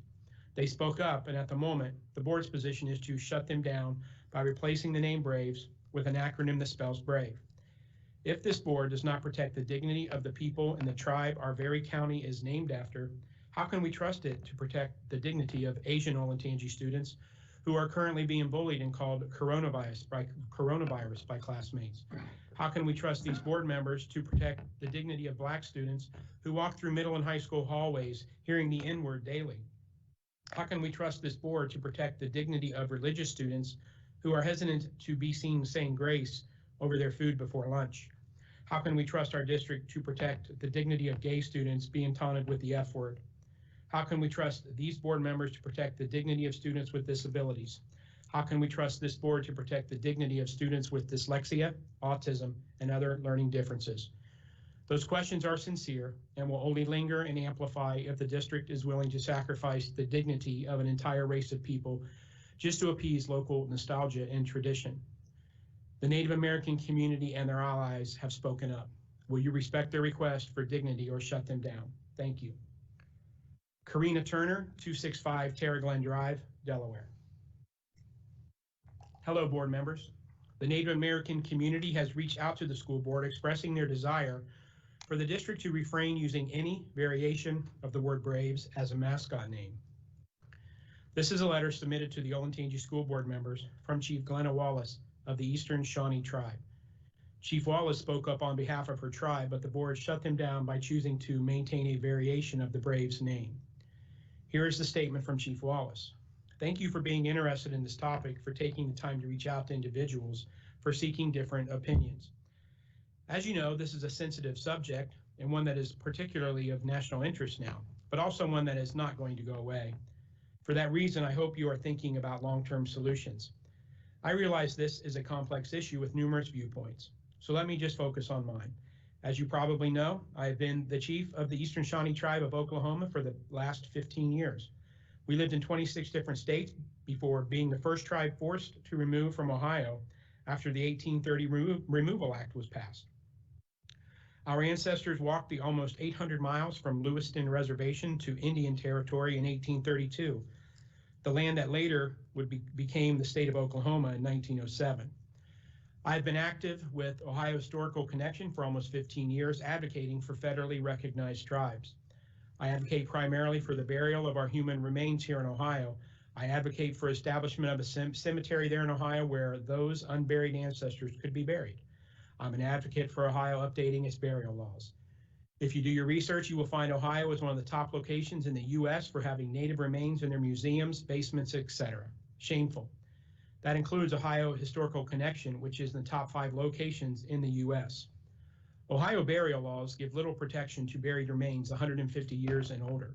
That means looters can dig up even Civil War bodies, take medals, buttons from coats, etc., and sell them at hefty prices with little more than a slight slap on the wrist. And that is occurring wholesale there in Ohio. I also advocate for preserving mounds that were built by Native Americans and have historical, cultural significance. I am on the steering committee, and my tribe was the original tribe to be supportive of the World Heritage nomination for inclusion of mound sites there in Ohio. I love Ohio, it is my homeland, but so many changes need to occur there. I say this to say that the word Braves will always be associated with Native Americans. Firemen are brave, police are brave, essential workers are brave, medical personnel are brave, but the word Braves, like it or not, will always be associated with Native Americans. I love the Kansas City Chiefs. They are my favorite football team. I also know that they have been so active in removing Native imagery, trying to do the right thing, trying to eliminate the negatives such as fans wearing headdresses, fans painting their faces, elimination of the tomahawk chop. They have spent millions in their efforts. Yet what did I see on my local TV station the week of the Super Bowl? A video of a 2nd grade class with all the children doing the tomahawk chop. Some classroom teacher, a well-meaning classroom teacher, I have no doubt, had to have taught them that. That teacher did not realize how disrespectful, how racial that is. And those children are innocent, yet perpetuating an act that is hurtful to us, insensitive. And I believe that incident has parallelism to your situation. Eliminating the imagery is the most expensive thing. If your school, your community has already made that commitment, then my advice is to eliminate the word Braves. Choose another logo, one that will not continue to suggest Native Americans, even though that is what you intend. Don't just go halfway. Thank you. Aaron Francor, 5008 Normandy Drive, Galena. It is important that Olentangy Schools listens to the voices of all those that they represent, but even more so to those of minority groups who are underrepresented in positions of power. The feedback that the district received from the Native American community stated that any use of the term Braves as a mascot would be associated with Native Americans. Yet the school district still wants to move forward with the name Braves. Why not choosing something non-offensive? Nothing is lost in changing a mascot, but this effort to spin the name Braves is offensive. Our school district has an obligation to teach its students respectfulness and inclusivity. Continuing the use of the term Braves as a mascot is counter to that responsibility, no matter what meaning the district claims in their meaning behind the term. Lori Reynolds, no address given. Respectfully submitted to the Olentangy School Board Lori Reynolds currently resides in San Diego, California as a student at San Diego State University. She holds a degree in American Indian Studies and is currently pursuing a degree in anthropology. She's a member of the Puyallup Tribal Nation located in the vicinity of Tacoma, Washington. While the U.S. government does not allow natives to be enrolled in more than one tribe and only recognizes native heritage from the tribe in which they are enrolled, Ms. Reynolds also has ancestors from other Pacific Northwest tribes, namely the Yakima tribe and Nez Perce. Regarding the issues of using indigenous mascots to represent sports teams in names or terms related to Native American culture, Lori Reynolds shares these thoughts. I look at it like this. The name Braves has connotations to Native American males who are fighting or savage, even if you take the mascot away, because the name Braves is not associated with any other group. The name Braves is still connected to and will have Native American connotations and mental imagery. It is not fair to perpetuate this racist imagery without consent and agreement with the natives of this land. I would also submit for your consideration the historical Supreme Court case of Brown v. Board of Education and Dr. Kenneth Clark's Dahl test, which, as you know, led to school integration. The significance of the Dahl test, at least in part, presented us with the disturbing reality of how racially influenced our children have become via the promotion of stereotypical imagery and racially biased education, and how this takes place at a very early age. As educators, I believe that you have both the opportunity and responsibility to help ensure the healthy development of young minds, which will influence the communities of tomorrow as we move forward as a nation of diversity. To earn a degree in my current discipline at my university, there is a set criteria to complete a rigorous course of study, inclusive of the following courses: anthropology, biology, physical, sociocultural anthropology, archaeology, and anthropological linguistics. It is also interesting to note that in my linguistics anth class, we were just discussing how words are important. Words actually shape the way we think and perceive things. Even if truth is lacking in their association, words can frame the way in which we view and perceive other people.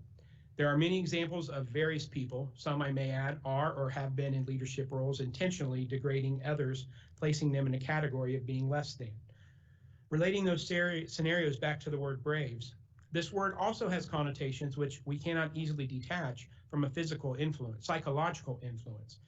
Howbeit, it may be at the very subliminal level. Do we really want to perpetuate this notion of natives? A brave is a male native.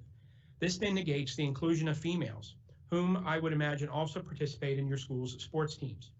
If the school maintains its stance on retaining the name Braves, that connotation, along with the name, will remain in existence along with any behavior displayed at school events using the name Braves. Therein, the shaping of the perception of those from whom it originates. This also promotes stereotypical images for your audience and community to digest. Natives are more than fighters. We are weavers, craftsmen, doctors, and are partakers in all sorts of other roles in society, not just fighting and warring. 1 minute. Would it be offensive to you to have sports teams named the Colonizers or the Land Stealers? The name Braves, in its proper context and place of honor within a tribal group, is not a bad thing. The problem arises when it is appropriated and used by non-natives, which then shapes the perceptions of others and defines who we are as Native people. This, as opposed to allowing us to define ourselves and having us tell you who, and it cuts off. Trent Turner, 265 Terra Glen Drive, Delaware. I am submitting this letter from the National Congress of American Indians to be read publicly. We want to ensure Native voices are heard in our conversation regarding the Braves name. Regards, Trent Turner. Dear Principal Griffiths, Superintendent Rafe, and the Olentangy Board of Education, on behalf of the National Congress of American Indians, I am writing in response to a request for assistance that we received from a member of the Olentangy High School community.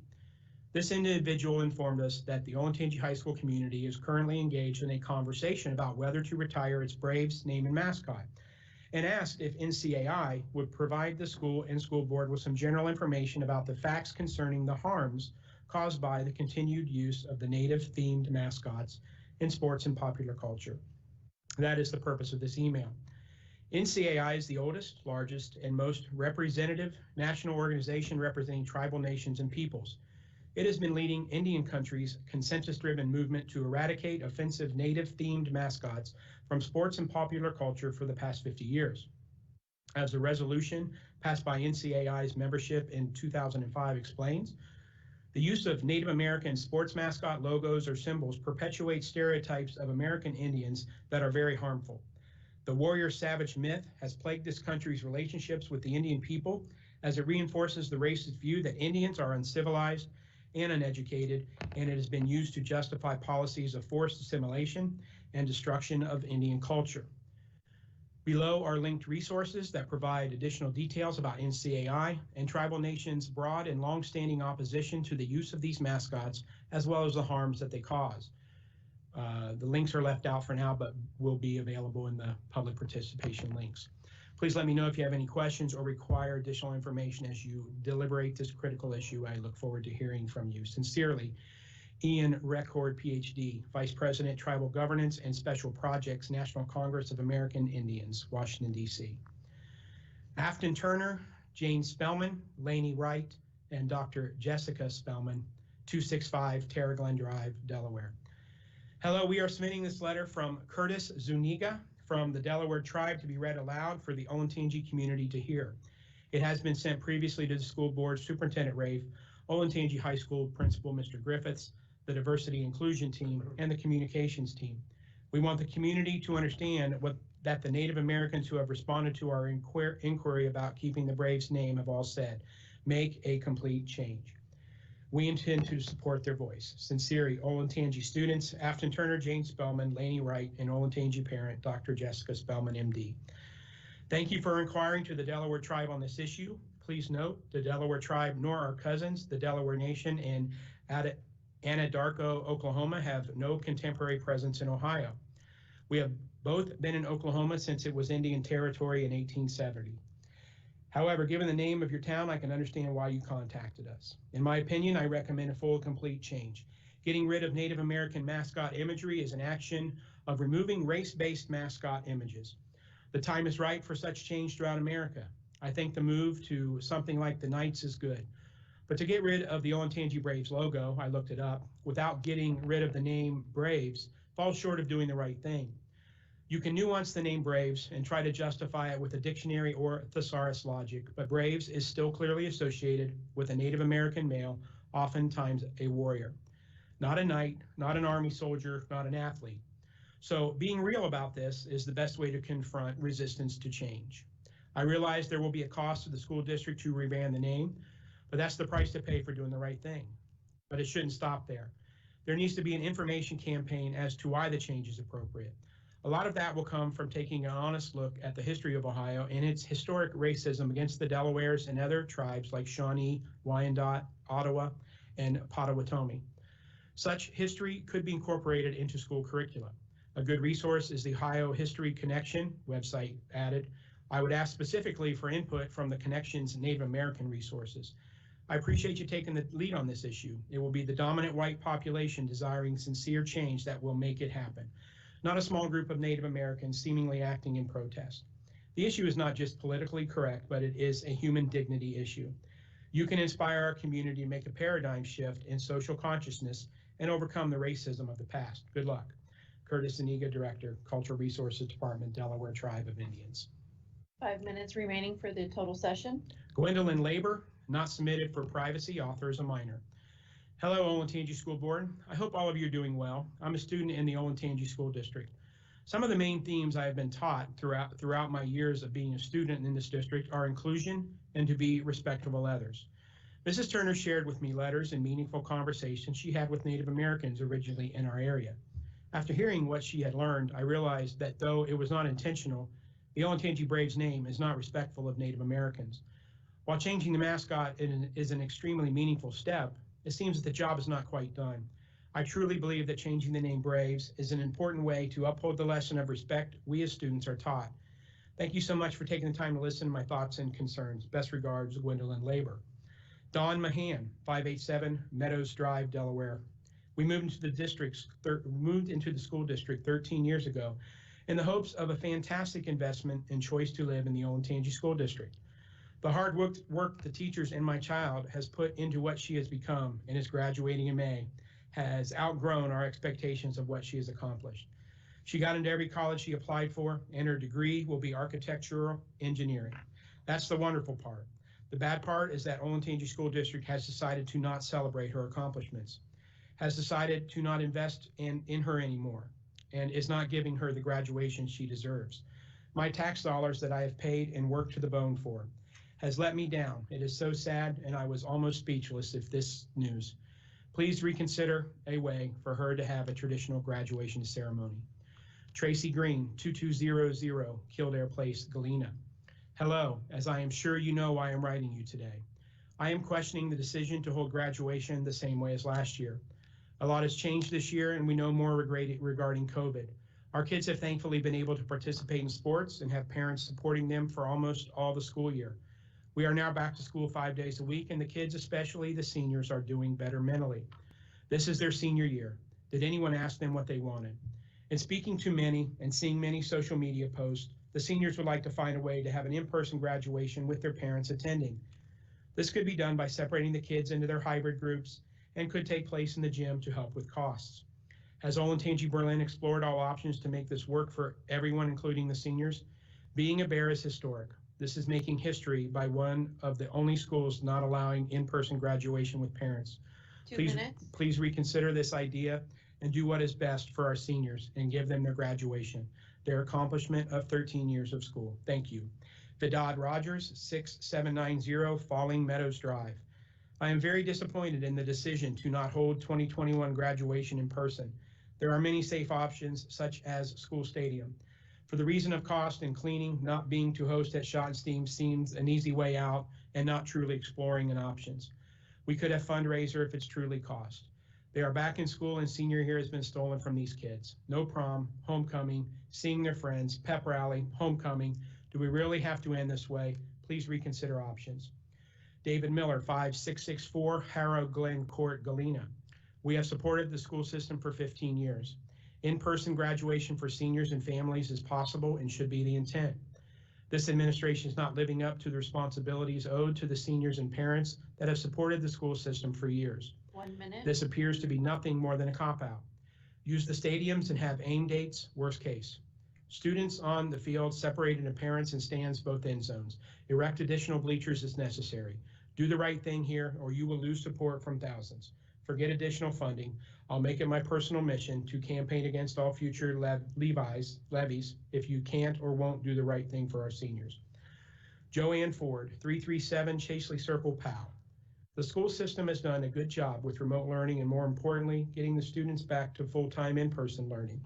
I'm extremely disappointed to learn the class of 2021 will do a drive-up graduation. All 4 high schools have a large football stadiums that would handle a brief outside ceremony. You've chosen the easy route and kids are robbed again of their high school experience. Denise Steele, 7515 Overland Trail, Delaware.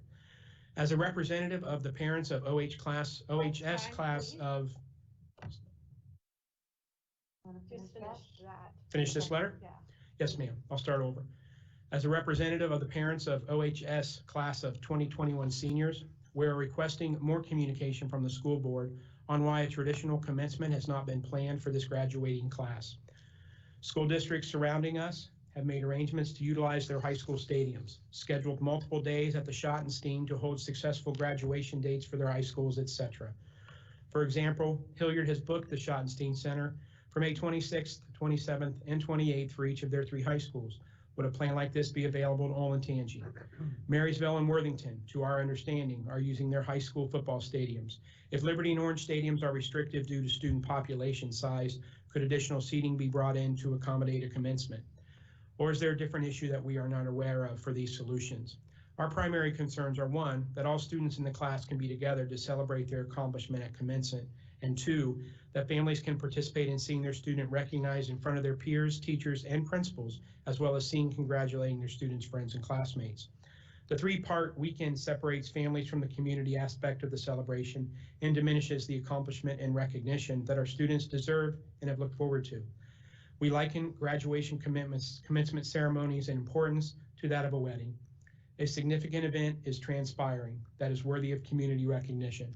It takes a community to get a couple to the altar and to support them after they have tied the knot. Likewise, it has taken a community to get our students to graduation.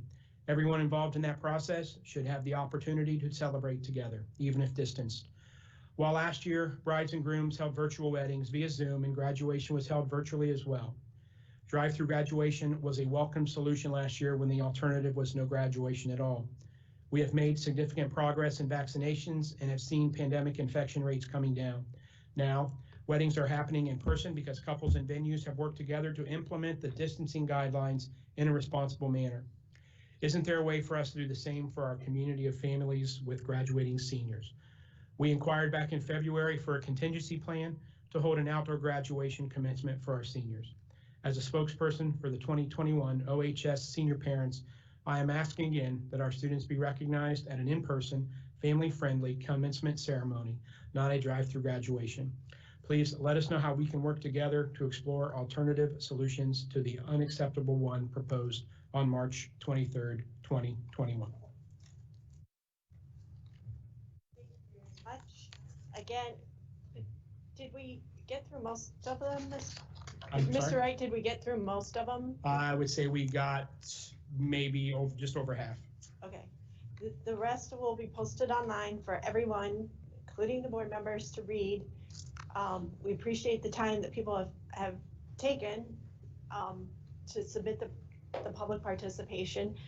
And, you know, as things go on, we'll look at reopening up public participation and doing it in public like we have done during normal times.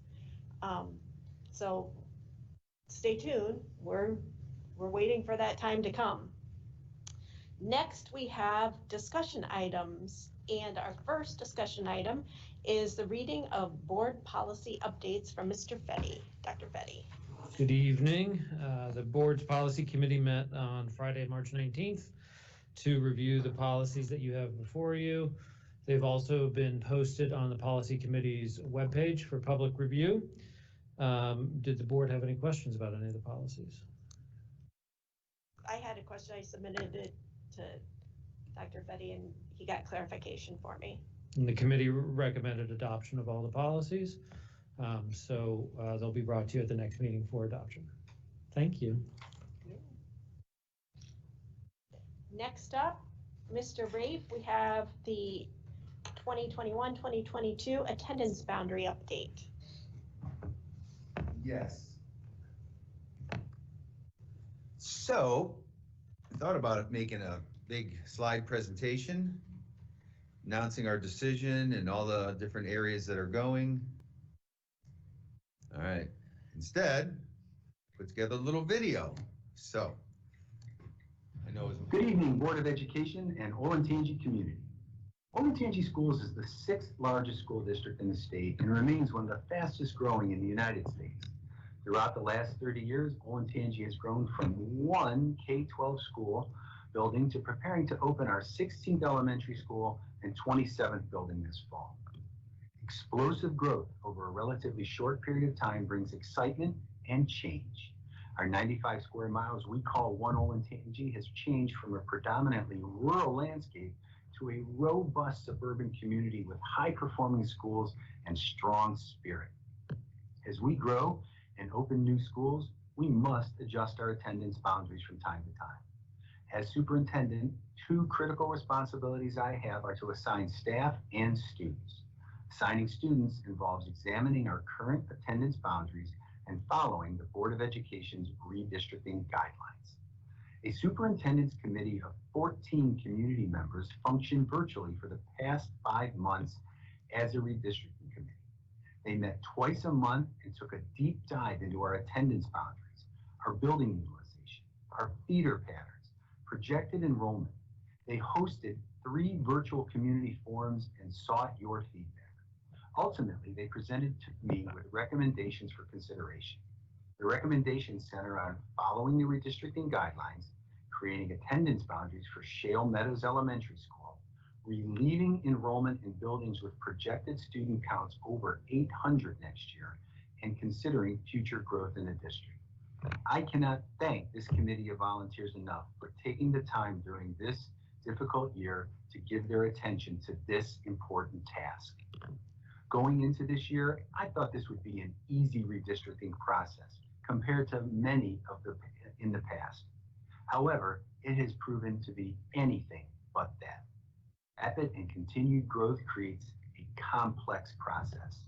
Additionally, opening of Shale Meadows this year, middle school 6 in 2 years, and not knowing exactly where elementary 17 may go are all considerations on top of the items I've already mentioned. This redistricting decision will impact a total of 760 students at the elementary level. 542 of those students will be moving into a new building, and the remaining students will move from buildings that are experiencing high enrollment to elementary buildings that have room to grow. Being a part of our one Olentangy family means we are all part of this outstanding this outstanding district. And no matter what school your child attends, they will receive a great education. As we look to the future, we know we will be experiencing future redistricting decisions as we open middle school 6 and elementary 17. Our goal in this redistricting is to help position the district well for subsequent redistricting decisions as we continue to grow. I'm now going to turn it over to Scott Leopold from Cooperative Strategies to outline the adjusted attendance boundaries effective for the 2021-2022 school year. Thank you. Thank you, Mr. Rafe. I'd first like to review some of the data and drivers by showing our current boundaries and data. This table shows our current elementary schools, their capacity, their enrollment, and their utilization, which is enrollment divided by capacity. The darker red numbers show facilities that are overutilized, and the lighter green numbers show facilities that have less students enrolled. The table down here shows our feeder patterns, or our feeder percentages from elementary school to middle school. And so, for example, a school like Alum Creek, all of those students go to Shanahan Middle School, so we show 100% here. Arrowhead splits 3 ways. 39% of the students go to Berkshire Middle School, 28% to Hyatt's, and 33% to Shanahan. And the map is shown over here on the right. The background shaded colors show the current elementary boundaries, the thick purple outlines, the high school boundaries, and those medium orange outlines, the middle school boundaries. The school points are shown elementary schools in green, middle schools in orange, and high schools in purple. As you can see, we're experiencing utilization well over 100% at Cheshire, Johnny Cake Corners, Olentangy Meadows, and Heritage Elementary. There are other elementary schools that are also over 100%, but schools like Walnut Creek, Oak Creek, and others have more stable enrollment and do not have a large amount of housing growth driving it. We continue to see growth in the southern portion of the district around the Polaris area, the northern portion of the district near Cheshire Elementary, and the central part of the district near Arrowhead and Shale Meadows Elementaries. I would like to point out again that many of our elementary schools have a 100% feeder to a single middle school and others do not. For example, Arrowhead currently splits between Berkshire, Shanahan, and Hyatt's. The committee did spend time in this process discussing feeder patterns, but please remember the opening of middle school 6 will have an impact on feeder patterns and will provide an opportunity to revisit elementary to middle school feeder splits that will have a longer lasting impact. Now I will outline the proposed changes for the 2021-22 school year. Please note that there are no changes to middle school or high schools. There are only changes to the elementary boundaries. These charts reflect the changes that would be effective next school year: enrollment, utilization, and the feeder patterns. Starting with the boundaries for Shale Meadows, this area is shown in the green crosshatch and is composed entirely of areas that are currently attending Cheshire and Arrowhead elementary schools. Areas that are currently zoned to either Cheshire or Arrowhead elementaries that are also currently directed to Hyatt's Middle School will attend Shale Meadows. This creates a 100% feeder from Cheshire to Berkshire and reduces Arrowhead to from a 3-school middle school split down to a 2-school split.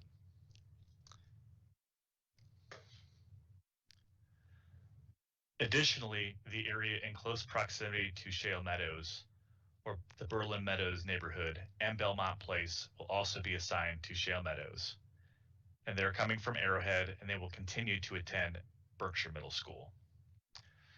Johnny Cake Corners is relieved by moving the growth areas along the Route 36-37 corridor to Cheshire Elementary School. So that's the backfill that then fills in Cheshire from the large area that we'll be moving to Shale Meadows. Moving on to Arrowhead, we wanted to try to point as much growth to Arrowhead as possible because of its additional capacity. The area between US 23 and the railroad tracks and the area between Orange Road and Lewis Center roads, so this area right here, would move from Heritage to Arrowhead.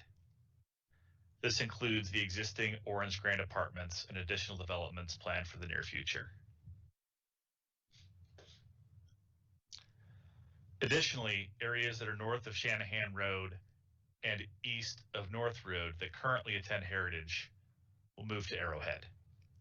Finally, a section of homes off of Old State Road just north of Cheshire will also move to Arrowhead. So in summary, these changes utilize Shale Meadows at 83%, leaving room for future growth in Berlin Meadows.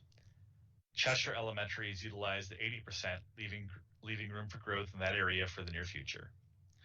Johnny Cake Corners is utilized at 103%, with the majority of its growth pointed at Cheshire, and that's that change area up here. And this is the area that would be remaining in Johnny Cake Corners. Heritage is utilized at 105% with its former growth areas pointed at Arrowhead. Arrowhead is utilized at 59%, again with a lot of growth pointed at it. This would include Evans Farms, Glen Ross south of Cheshire Road, and the growth areas from Heritage will all now become part of the Arrowhead community.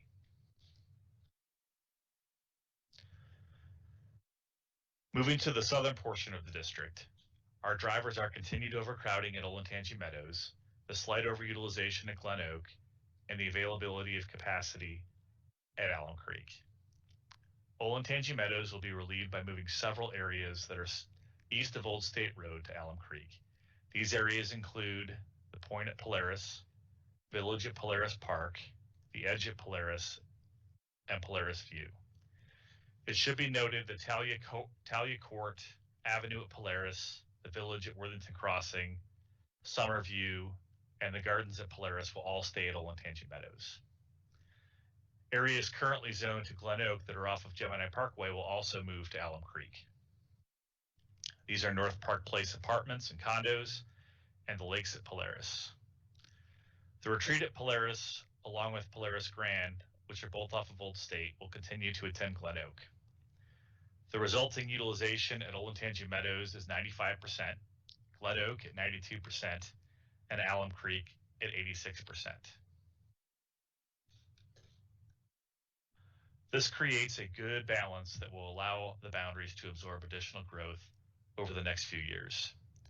Again, there are no changes to middle and high school boundaries, and the resulting feeder split at Alum Creek is 75% to Shanahan Middle School and Olentangy High School, and 25% to Orange Middle School and Orange High School. And that's illustrated here. Here are the proposed boundaries for 2021-22 without those change areas highlighted. Feel free to pause to get a closer look. Additionally, this map and a school locator will be shared on the district website for you to get a closer look. And at this point, that concludes our presentation. Thank you very much.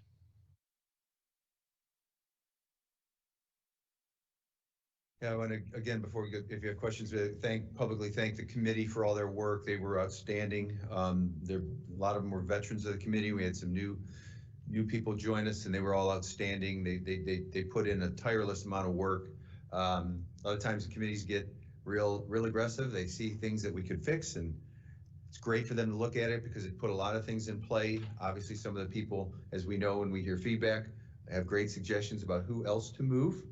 But you know, those are things that redistricting is a part of what we do. Obviously, we're going to be opening a middle school. The redistricting is going to be a lot more extensive for that. This will help us set up for where, well, you know, we have a decision to make about where elementary 17 is going to go. You know, I also want to make sure I publicly thank Mr. Wright and for leading that process and all the time and energy and effort and work he put into getting us to this point that I had basically a pretty easy decision once we got it winnowed down to very similar options. Mrs. Davis and Dr. Fetty and Mr. Meyer also helped a great deal with redistricting. So I appreciate all the work they've done on it. And they do it so well, they're going to get to do it again next year. 18 months, excuse me, 18 months. So with that, I'll take any questions. Will they have the list of like neighborhoods moved? Yep. Yep. That'll be on the website. Okay. This presentation will be sent in an email out tomorrow. Okay. So everybody will get to see that presentation who's not watching here now.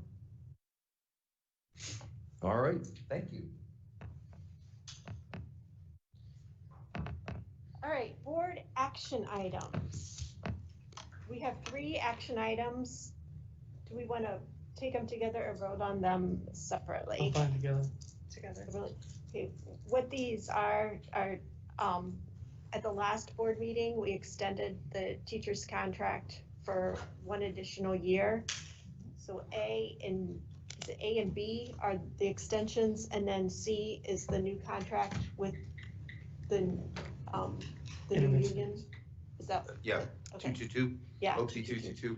As I mentioned in your memorized. in my update, all of the associations overwhelmingly passed. The bus drivers were unanimous, the custodians were unanimous, and I think it was 55-2 for the aides out of 170 that were eligible to vote. So they the presidents all asked me to extend their sincere thanks and gratitude for the extension.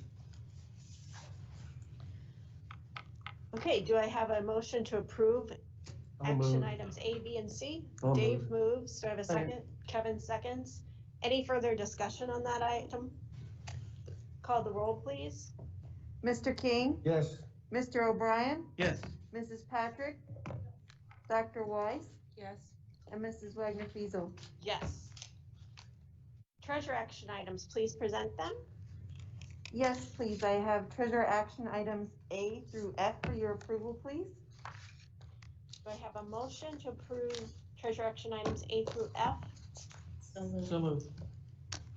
I'll second. Okay. Kevin moves and Lakeisha seconds. Thank Any further discussion? Just a reminder, that does include the resolution to sell bonds that was discussed during the treasurer's report. Can you call the roll, please? Mr. O'Brien, Yes. Dr. Weiss, Yes. Mr. King, Yes. Mrs. Patrick, Yes. and Mrs. Wagner Fiesel. Yes. Thank you. Now, our superintendent action items. Mr. Rafe, what do you have to present? Yes, ma'am. I have superintendent action items A through K for approval. So moved. Mindy moves. Do I have a second? Second. Keisha seconds. Do I have any further discussion? Roll, please. Mrs. Patrick, Yes. Dr. Weiss, Mr. King, Yes. Mr. O'Brien, Yes. and Mrs. Wagner Fiesel. Yes. Thank you. Action, so I need a motion to adjourn, please. So moved. Second. Everybody have a nice spring break or relaxing time or whatever you're doing, but still stay safe. Call the roll, please. Dr. Weiss? Yes. Mr. King, Yes. Mr. O'Brien,